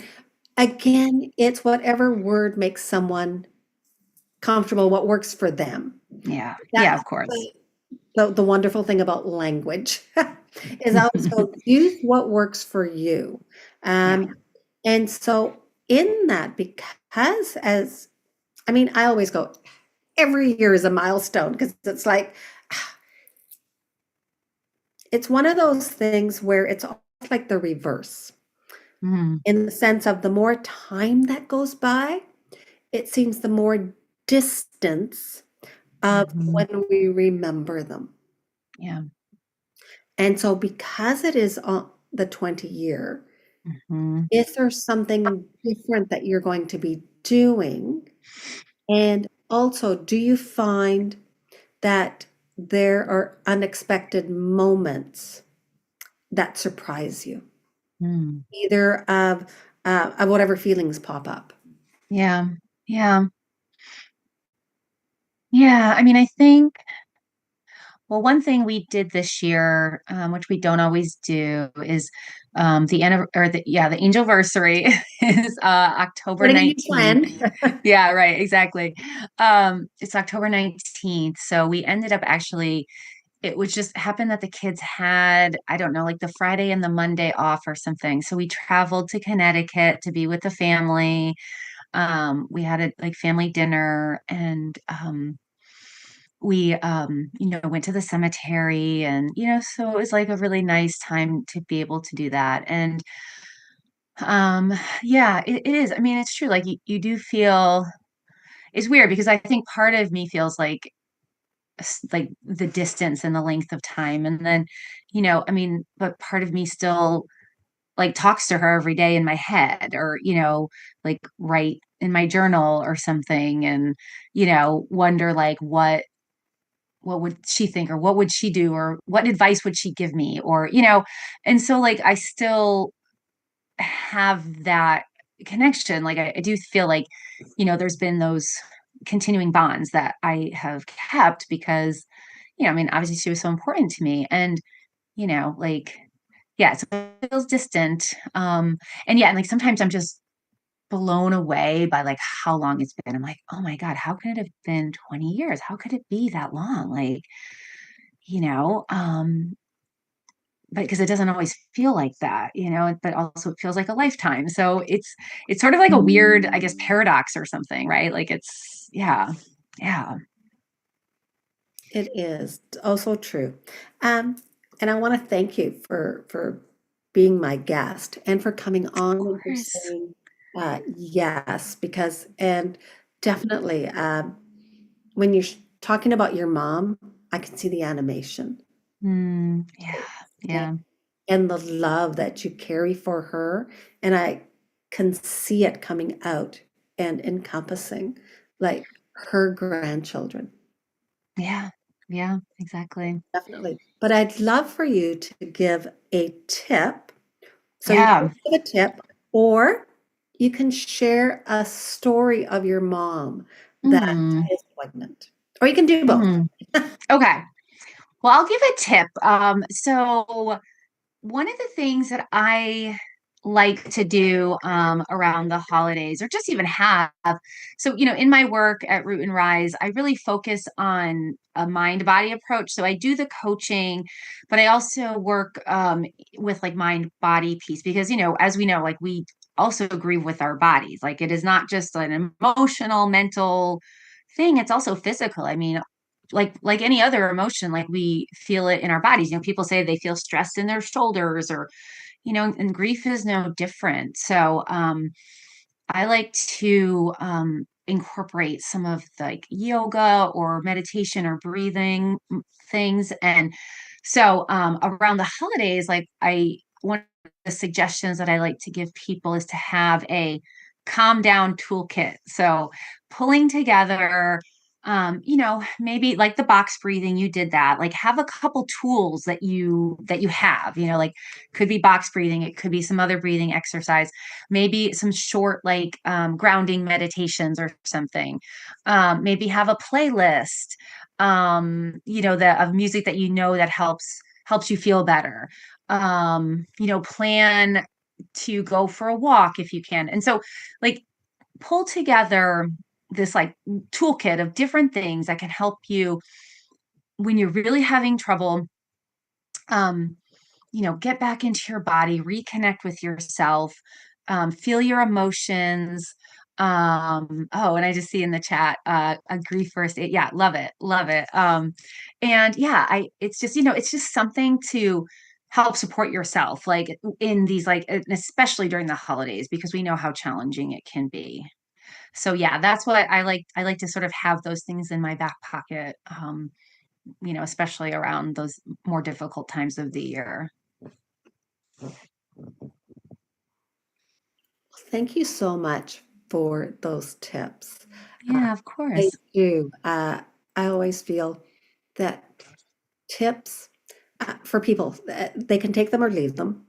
Take Yeah, of what course. works, right? It's a gift, and Yeah, as yeah, any gift, sometimes, I mean, a gift is given freely from the heart. I hope people yeah. receive that the way that it is Mhm. given, and that they try it out and see what works for them, because a lot of, Absolutely. right? This isn't a cure-all, and so that's what I No, would caution for people is that when no, you give tips, this is not something that says, because grief is not, it's not fixable, it's not curable. Uh, no. we walk, I use the expression, we walk with it. Yeah, yeah. I like to say, yeah, it's something we carry. We carry it with us, right? Yeah. And you're right. Like, exactly. Those might not work for people, and everyone's playlist might be different. Someone might have classical and some might have like heavy metal, right? Like, it's always unique. But, as long as I think you're doing something to nourish yourself, whether that's like eating healthy, sleeping, or even doing activities that you feel nourished, like that kind of thing, I think is really key. Whatever that looks like for you, like to nourish yourself and take care of yourself. Well, Jessica, it has been a pleasure and a delight. And for all my guests, I mean, we're talking about grief, which is a heavy topic. And throughout these days, we have shown what the face of grief looks like, that it is not what people perceive in the movies of grumpy people being sad Mm. constantly. Yeah. Thank you, Jessica. Thank you. Thank you. Yeah. Thank you for having me. I'm really grateful for this opportunity. So thank you. Glad you said yes. Yeah. I love to meet others in the grief world. So I love to make new connections and, work with others. So it's always, I always try to say yes.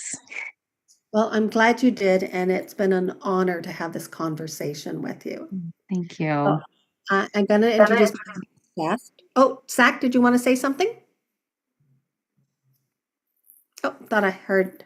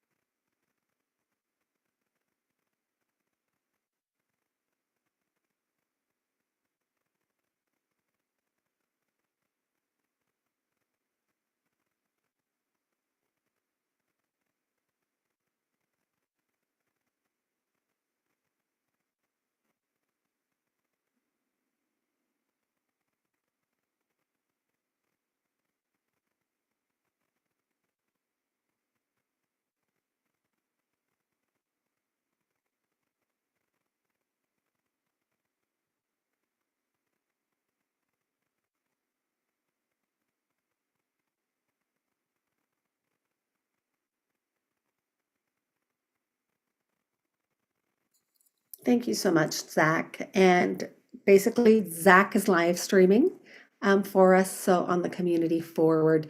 And it really is, it's about community. Grief needs community. It's not something to do alone. And I should know because I did it for 10 years. By that, I do want to bring my next guest on, Liz Walsko, who is a bereaved mom, sibling, and child. She's a facilitator for the New Hampshire Compassionate Friends chapter. She's also a certified grief educator. And yes, I'm going to give kudos to David Kessler because that's where we all got certified. So as you can see, this is my tribe of people in the grief aspect, but it's because it comes from a heart-centered place and it meets people exactly where you are rather than telling you what you're supposed to be doing or should be doing. And so, Liz, I want to welcome you. And I know you and I are both in the same program, learn, public speaking. So welcome. You. Maria, I really appreciate you asking me to do this because I've been doing grief for a very long time. My first experience with grief was when I was 19 years old. My oldest brother died in a car accident, and it really rocked my family. He was 24, my other brother was 22, I was 19, and we had a 9-year-old sister. And my parents fell apart because 51 years ago, who talked about grief? And it was the first death in our neighborhood. And it was just, and my parents struggled for almost a year. And I became my sister's caregiver because my other brother went back to college. But what happened was my mom was reading, this was in the DC area, the Washington Post one day, and found out about a new support group starting called Compassionate Friends. So my parents were some of the first people who went to Compassionate Friends here in the United States. And my mom helped out with the chapter for a while and began to heal. She and my dad healed. And my mom became an advocate also for grief. And we ended up in a journey called hospice. A friend of ours in our neighborhood was diagnosed with cancer. She had 4 kids. I helped take care of those kids for 4 years. One was 9 months old, 4 years old, 11, and 13. And she lived for 4 years. And then she decided when they couldn't do anything else because it had gone to her liver, this is back in the late 70s, she had researched hospice in England with Dame Cicely Saunders and with Elizabeth Kubler-Ross. And I had the honor of meeting Elizabeth Kubler-Ross and working with her for a little bit on putting this plan together. Janet went to her doctors and said, I'm going to die at home with peace and dignity. And they said, I don't think so. And she said, oh, I know so. And that's exactly how she died. And it was one of the most incredible experiences of my life to just see the whole thing plan out and that death can be beautiful and death can be peaceful. And so my mom and I went on to create the third hospice in this country called Montgomery Hospice. It's still a thriving hospice in Rockville, Maryland today. And they honored my mom about 5 years ago. But all that work in hospice, I trained volunteers to go sit with the dying and take care of them. And everything was going great until May of 2008, when my sister-in-law was diagnosed with cancer in January, and she had been diagnosed for a little while. So in May of 2008, she died peacefully at home, and we all were suffering because she was like a big sister to me. Little did we know that 3 months later, my only child, my 26-year-old Joanna, had pelvic surgery about three or 4 weeks before, and She woke up one Sunday morning with a swollen, painful leg and went to the hospital in her town here in New Hampshire, a little town called Keene.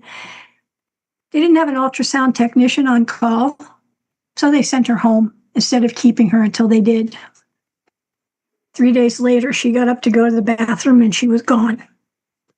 A month before her wedding. And to say that that rocked me was, she was my life. She was my only child. And here we had her wedding all planned and ready to go. And my mom and dad were already in an assisted living down in Virginia, and I was not about to have them come up here for the funeral. So the night of my daughter's funeral, I talked to my mom for an hour on the phone, knowing if anybody would understand, she would. We had a great conversation. Right before she hung up, she said, my sister actually had come up from Baltimore, and she was here with me still. God bless her. She spent 2 weeks taking care of me. My mom said, I don't want you guys to worry, but they're taking me to the hospital in the morning because they think they want to look at my heart. I feel fine. Okay. The next morning, my mother had a stroke. And 3 days later, she was gone, which was 10 days after my daughter. So I was in a tailspin. I didn't know what to do, I was in shock. I didn't know how to survive. But the one thing my mother said to me on the phone that night, she made me promise that I would find a Compassionate Friends group. Within a month, I did. And I walked into that room, that first meeting, looked up at the ceiling and said, okay, Mom, I'm here. Now what? I cried through the whole thing. The first several meetings, I cried most of the time. But then I started listening. And I started hearing other grieving parents talk and how comforting that was to know that I wasn't alone, that other people were feeling the same things I was feeling. I wasn't crazy. I was actually doing what I should be doing. I was grieving. I was angry. I was beside myself. But it helped me heal in a way that I can't really say enough good things about Compassionate Friends. I was a member for 2 years, and then I became a facilitator, which I've now been a facilitator for 15 years. And it's been one of the biggest joys of my life to be able to be there for the newly bereaved and to help other grieving parents when they first come in understand it's okay to feel whatever you're feeling. There's no right or wrong here. There's no good or bad. It has to be your way. And as time goes on, I learned that talking about my daughter was my way of healing. In 17 years, I've never stopped talking about her.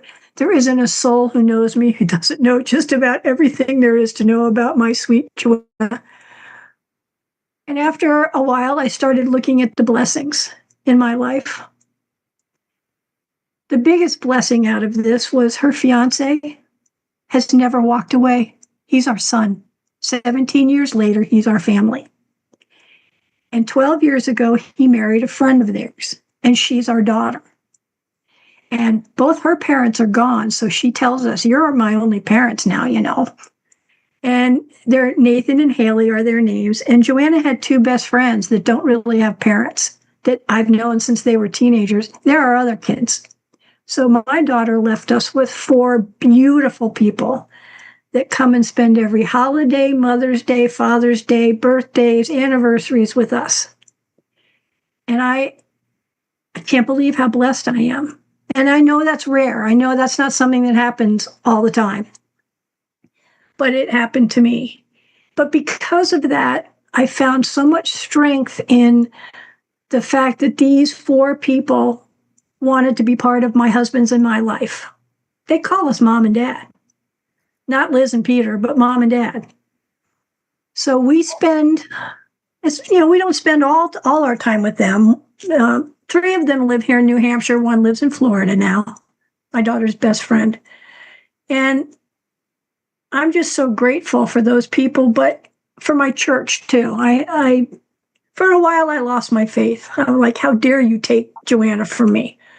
And I blamed God and I yelled and I screamed until a couple years later when a new minister said to me, "Hey Liz, I'm sorry. I don't believe in a God who takes a child from a parent. I believe in a God who walks beside the parent as they heal."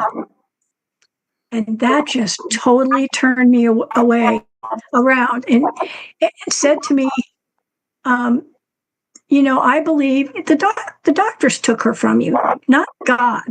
It was human error, not God's error. And, we did go after him and, that got settled, but it didn't bring her back. And it was 4 years of fighting to get them to agree that they screwed up. So now I'm grateful for all of the things I've been through, but the thing I love the most to do now is to be there for other grieving people, not just grieving parents, but anybody who's grieving. I've my friends call me the grieving guru. Well, and Liz, thank you so much for sharing. And oh my gosh, you have experienced so much loss in your life. And I know that you had said you're grateful for the other 4 people that have come into your life, which is a blessing and it's very precious. And it really is. I mean, it's mind-boggling when we hear of all the aspects of grief and loss that has happened. One of the aspects that I think sometimes we think of is that when loss happens, most people assume it's, oh, you're only going to have it once and then it's done. And that life doesn't work that way.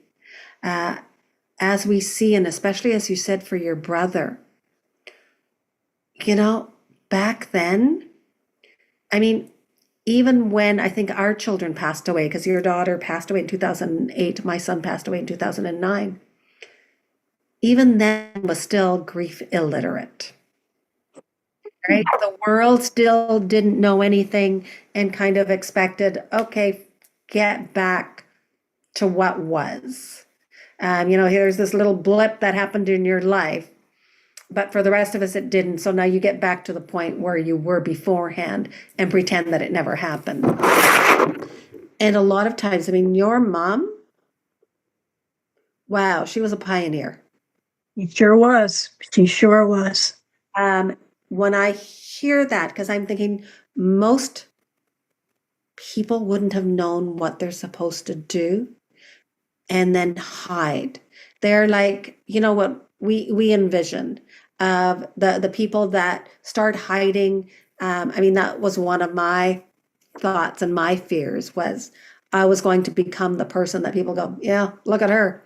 She was okay beforehand, but after her child died, I don't know what the heck happened. And that's the fear of a lot of grievers. Thing, it doesn't have to be that way. If you're open and honest about what you're feeling and being willing to share your loved one. I have had friends for years who never met Joanna. And they've always said to me, God, I feel like I know her.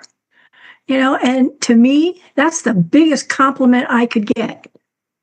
The biggest compliment at all is to hear that I'm telling her story enough that people get who she was.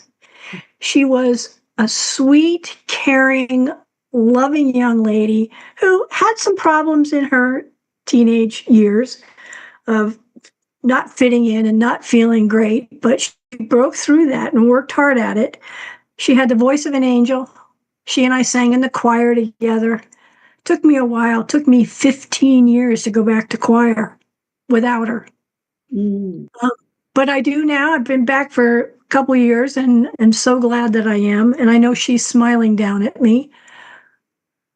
We do lots of different rituals for her. I mean, we celebrate her birthday. It was her favorite day of the year, April 5th. She'd start planning it in January. She loved her birthday. She Anyway. loved birthdays. Yeah, she loved birthdays, period.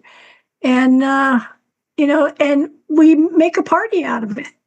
And the one thing she liked to do on her birthday, once she started getting older, was she liked to switch the candles on the cake to make herself look older. So we still do that. This year I was 17 instead of 71. And on the Angelversary, we always do something special to remember her, but we do things special every day. Things are a little different for me. She's not, she was cremated. We have an urn. Half her ashes have been buried with my parents down in Williamsburg, Virginia, because we lived there for a few years. She adored my parents. They adored her. And she had written down, and her fiance found what her wishes. She was one of my hospice volunteers, and I made my hospice volunteers fill out this lengthy personal death awareness piece, because I felt you could not sit with a dying patient if you were uncomfortable with your own death. Oh. So people, if they didn't fill it out, they couldn't be a volunteer. And Nathan found hers. And in it, she said, I want to be cremated, and I want half my ashes with Mam and Mac, which is what my grandparents' name was, and the other half with Mom. So I still have her half, the half that's going to go with me. And it's in an urn up in our living room. It has a treble clef and sheets of music on it. It's a beautiful piece of art. And I say good morning every morning and good night every night, 17 years later. And, Peter and I talk to her all the time. If he's frustrating me, I'll go, okay, Joanna, come down here and help me. We laugh. We laugh a lot because that's what she did. She had the best giggle in the whole world. And I decided I wasn't going to sit around and feel sorry for myself. I've been through too much in my life to have this destroy me. Instead, I decided to give me a new life. And my life before August 6th, 2008 is totally different than it was after. But I have found peace. I find joy again. Took a long time, but it is possible. And that's what, when I give talks, that's what I talk about. I talk about how I chose to not hide my grief and not hide from the world. And just be honest. If I'm having a Joanna moment, I have it. And people who know me go, Liz is having a Joanna moment. Peter says to me, if I'm listening to a song and it gets me, he goes, having a Joanna moment? I'm like, mm-hmm. He goes, good. He has them too, even though he was her stepdad, but much more of a dad to her than her own dad, who, by the way, died 8 months before she did from prostate cancer. She took 3 months off from her job without pay to care for him and heal her relationship with him. And here's the most bizarre part of the whole story. She died on his birthday. You think that didn't piss me off? It did. But now it's kind of a joke. They're in heaven together. And it is when you're sharing that, it becomes poignant in the sense of when you're sharing about Joanna. I mean, I can feel her presence, and thank you, because that is you. Of sharing on that is to have people have that.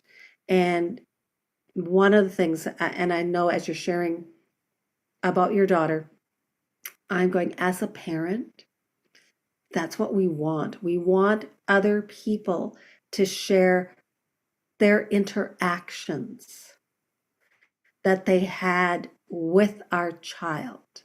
I know, what was it? Someone on Facebook had put in, it's been 16 years that now he has cancer-free. I mean, I met him at the hospital. He was in the hospital the same time as my son Stefan was.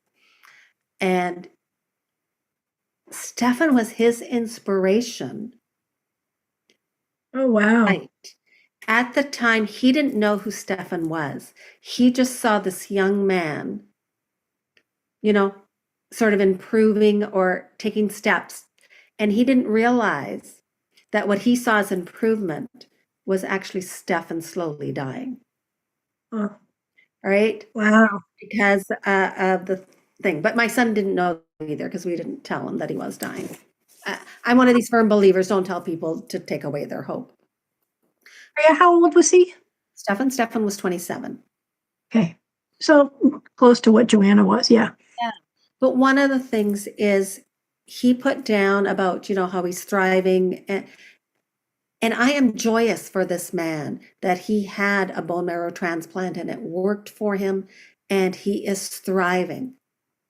And I mentioned that to him, right? That I, remember him from the hospital. And also afterwards, he came to one of my fundraisers that we had for Stefan. And that's when he shared the story.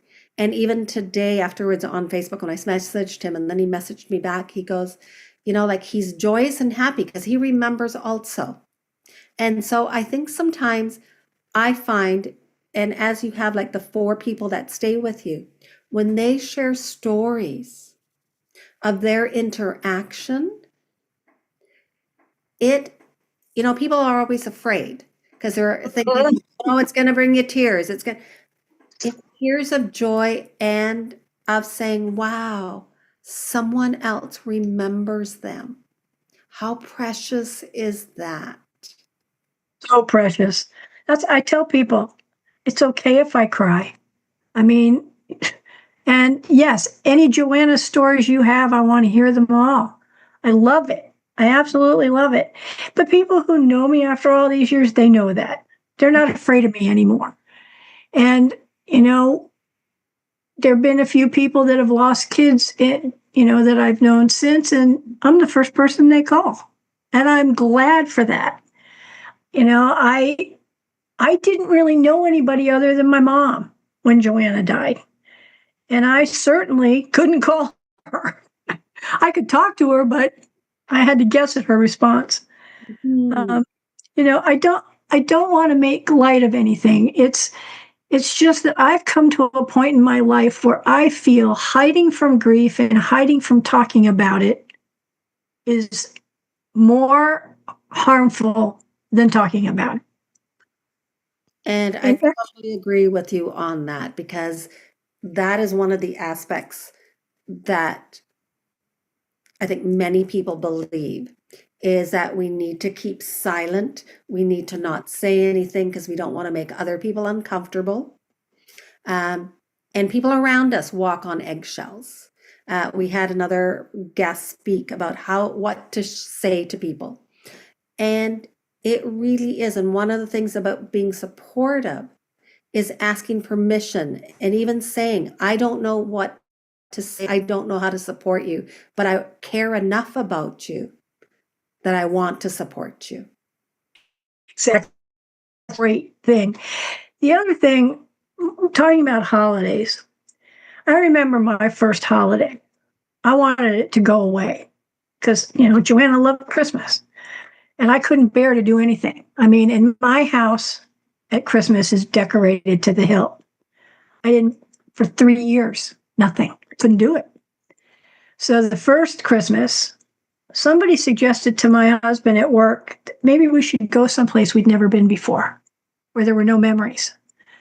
So we went to this place in Massachusetts called Foxwoods. It's kind of a gambling resort, whatever, but it has nice suites. So that's what we did.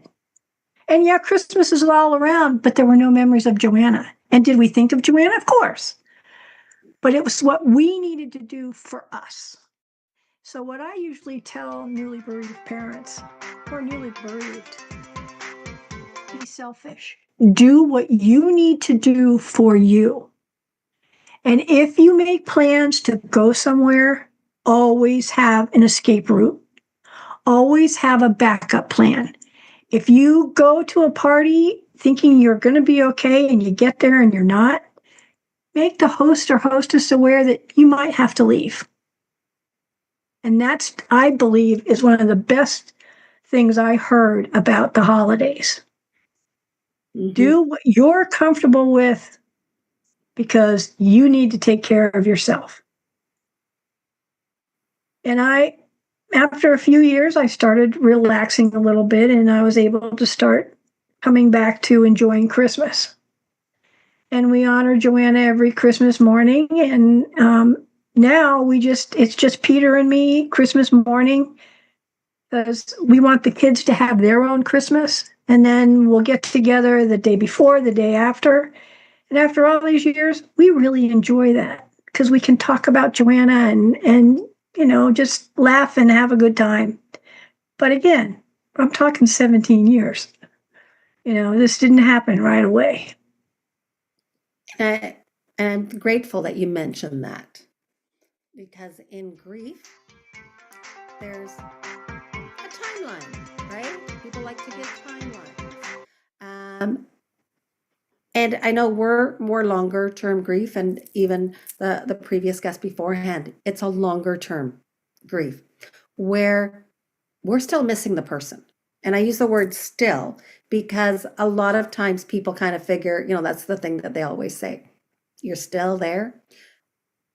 And one of the things that I mentioned this morning that we had spoke about yesterday, which is scary to most people, is to say that we happen to be grievers for life and that it stays with us. And in some ways, when you first hear it, it feels like you just want to run away and hide because they're kind of like, no one wants this pain.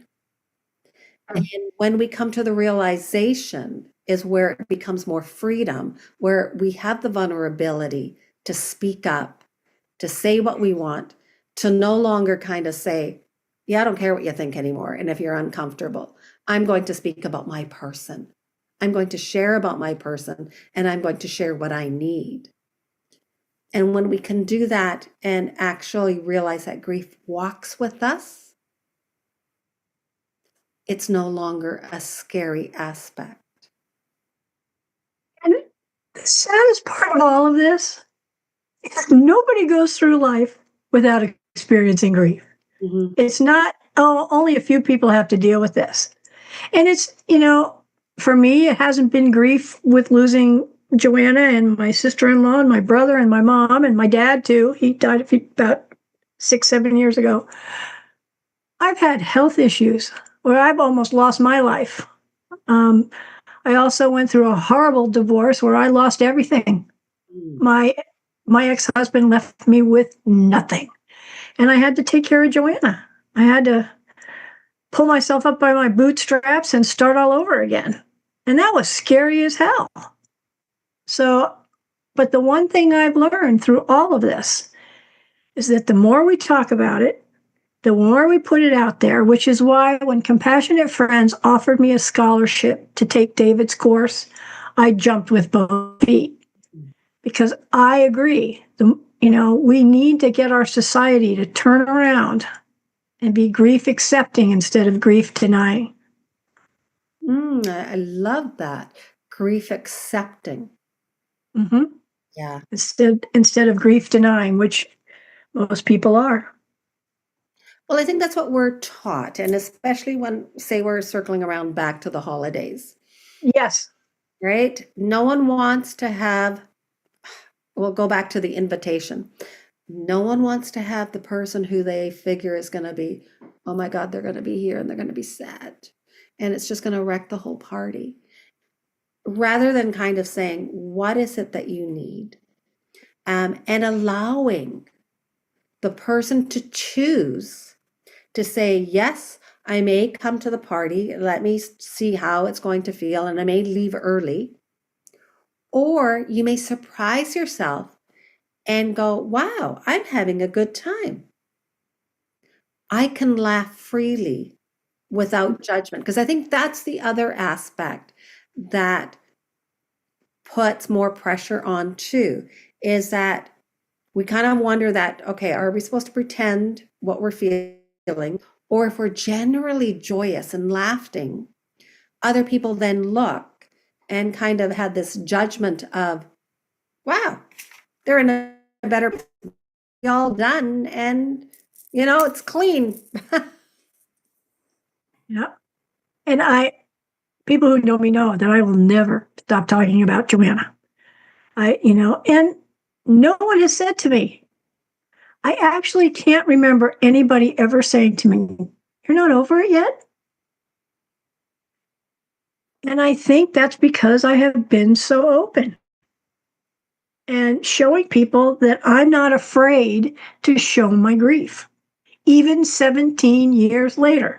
I can't tell you how many times at church I burst into tears, and everybody's okay with it.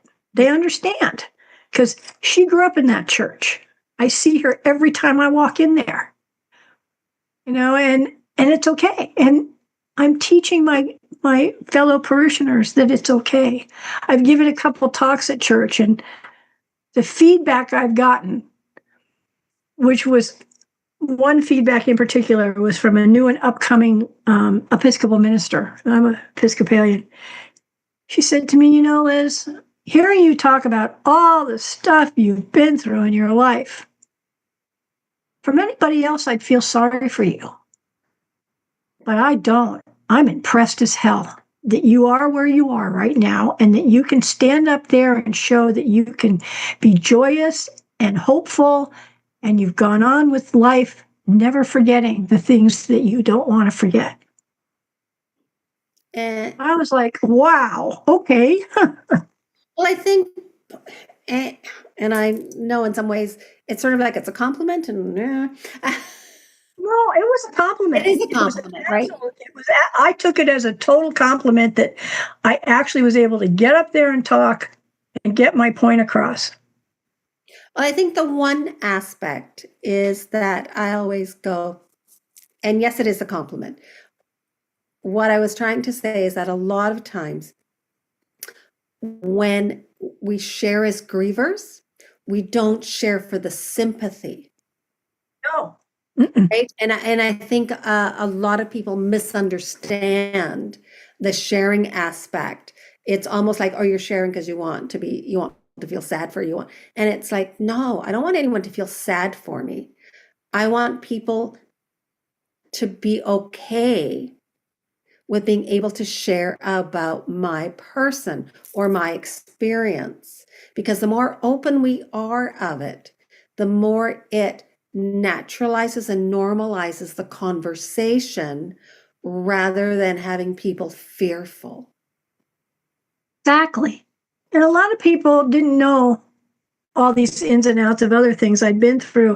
And I had people come up to me and go, wow, I didn't know that. Oh, listen, I have this, or I was thrilled that I let them, open up and start talking about things. So, I am forever grateful that I've been able to, watch other people grieve and realize, watching my parents, I knew what I wasn't going to do. I wasn't going to be yelling and screaming at each other, of course, and which is they blamed each other. And I wasn't going to be that. I was going to honor Joanna. I was going to keep loving Joanna and honoring her. Keeping her memory alive is the most important thing. And also, because I'm never going to have grandchildren, which was the one thing I wanted more than anything, I could taste it. And I have lots of surrogate grandchildren. It's wonderful, but it's not the same. So if I don't have grandchildren to talk about, I talk about Joanna. And nobody has told me they're sick of hearing it or be quiet or, like I said, aren't you over it yet? I really think it's all in the way you're willing to approach it. Good tip. And Zach, I know that you want to chime in. Please.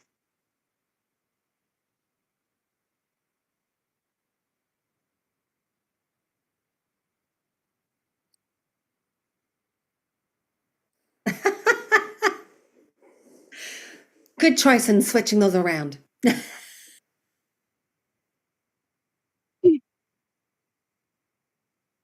What when you're 56?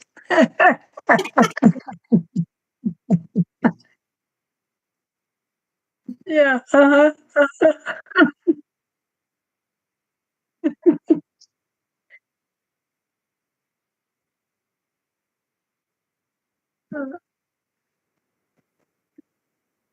Yeah, Joanna would love it. She'll smile down at you.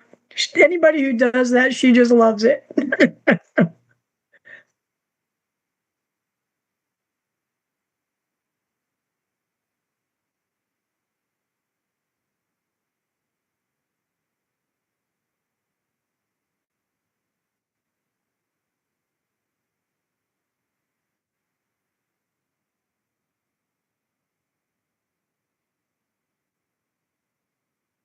Mhm.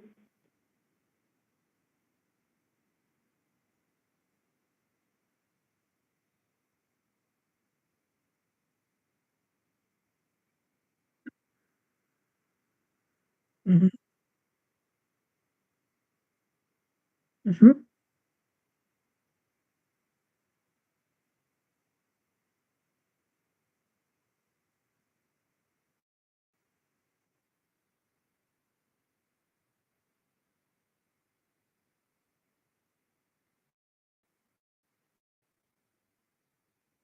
Yeah.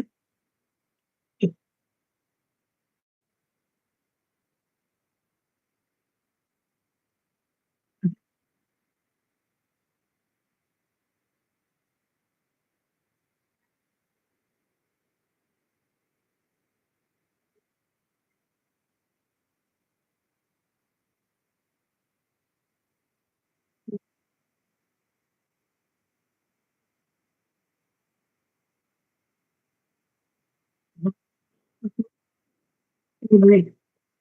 You know, again, the grieving person, if they can, needs to be honest. Mhm. And the honesty comes from being aware and Mm, acknowledging where we're at, exactly. right? And Yeah. that is something, even as a griever, takes time. It doesn't come right away. Yes, we have I call them heart whispers. Some people call them the gut or, intuition. It takes a while before we kind of connect with what we want and what we need. Because especially at the beginning, in that rawness, we don't know what we want. Our emotions are jumbled. Yeah. Yes. Yeah.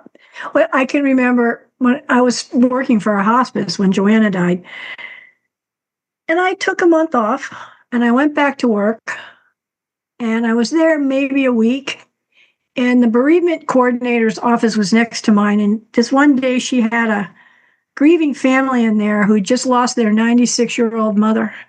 And they were sobbing and crying uncontrollably. And I wanted to pound my fists on the wall and say, "What are you crying about? I just lost my 26-year-old daughter." I didn't do it. But my boss came in the next day and I said, "I think I came back to work too soon. I was ready to kill somebody yesterday." And I was very blessed. My hospice gave me 3 months off. Mm. And, that's when I really dived into Compassionate Friends. And our chapter at that time had a special 10-week program for the newly bereaved. So I did that, and that really helped. So everybody has to, you know, do what works for them, but never be afraid to ask for help. And I thank you for mentioning that, Liz, because I think a lot of times we don't make the mention of the anger that we're feeling. And I Mm, totally get where you were on that one, because at the beginning, yes, I would have been. yes. And Yeah. um, and also about the workplaces. I mean, these are other topics because I am going to be continuing on in having these conversations in summits in the new year. So these are different layers And I hope that the audience will join us and even send us questions of what kind of grief and loss that they're experiencing, because it Great. is, right? There's so many different layers. I mean, I've used the onion for so much. You would think that it was my favorite. I think it's a vegetable. And I forget it's a vegetable because use it as a staple, like garlic and onion. It's a staple, and I forget where they fall into. But that's what it's like. There are so many different nuances. And I get that each educator has their lane and their expertise. And that's who I love inviting to have these conversations on, is because as an educator, I have my expertise in mine because that is my experience. And each of my guests has their lane and their experience. And collectively, as a tribe, as a community, we share so that way it answers someone else's questions. Liz, I want to thank you for being here. I do want you to maybe leave a tip for our audience. I think the best thing I could say to anybody who's grieving is don't be afraid to talk about it, because the more you talk about it, the easier it becomes. Don't hide. Reach out for help. Tell people what you need. And I know that most people can find what they need by just putting it out there. Thank you so much, Liz. And I appreciate that you said yes to being my guest. I appreciate you asking. I'm honored to have been here. And, thanks for listening to my story. I never hesitate to share. It's okay. As a grief coach, that's what we do. We That's listen. what we do.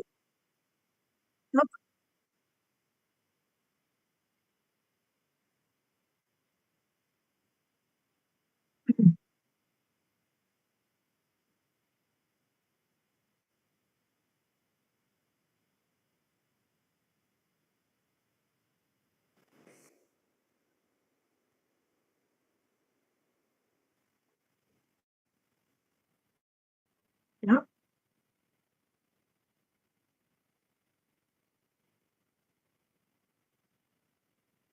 Yep.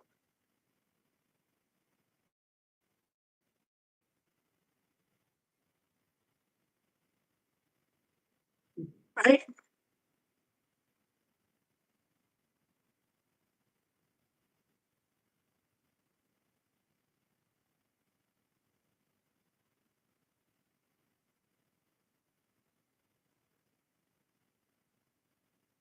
Yes, thank you so much. So this has been conversations about grief and loss and navigating the holidays. And so to go into a more gentler, deep dive, I'm offering a masterclass workshop on December the 11th at 1 p.m. Pacific for anyone that wants to join, where I'm going to offer simple, practical tips and tools to help you navigate the boundaries of honoring yourself and your person. And this is for anyone, whether it's, as we've discussed in our conversations, you're a recent griever or it's been decades. Because the yearning, the missing, and the longing don't go away. And that's why I call it carrying love and loss in the same breath, because that's exactly what we do. And so I offer a gentle invite for anyone that wants to come, and the link will, of course, be provided.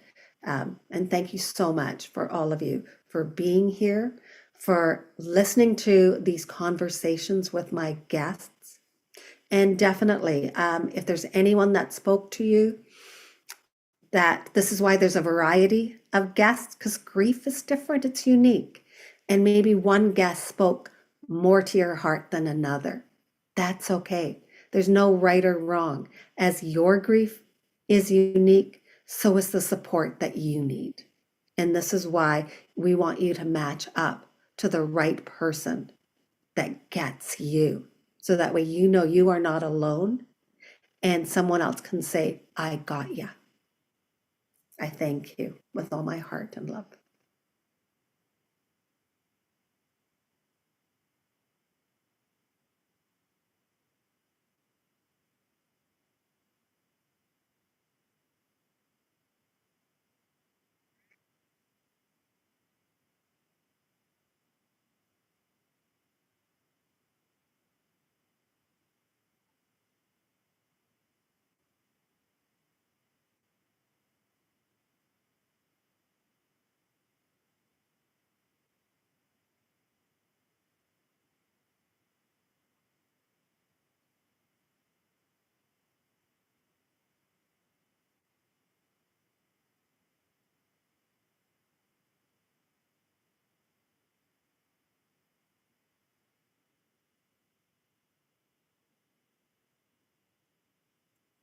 Absolutely. Thank you so much. Zach, I want to give kudos and gratitude for behind the scenes, for being there for these 3 days, for being that fly on the wall almost.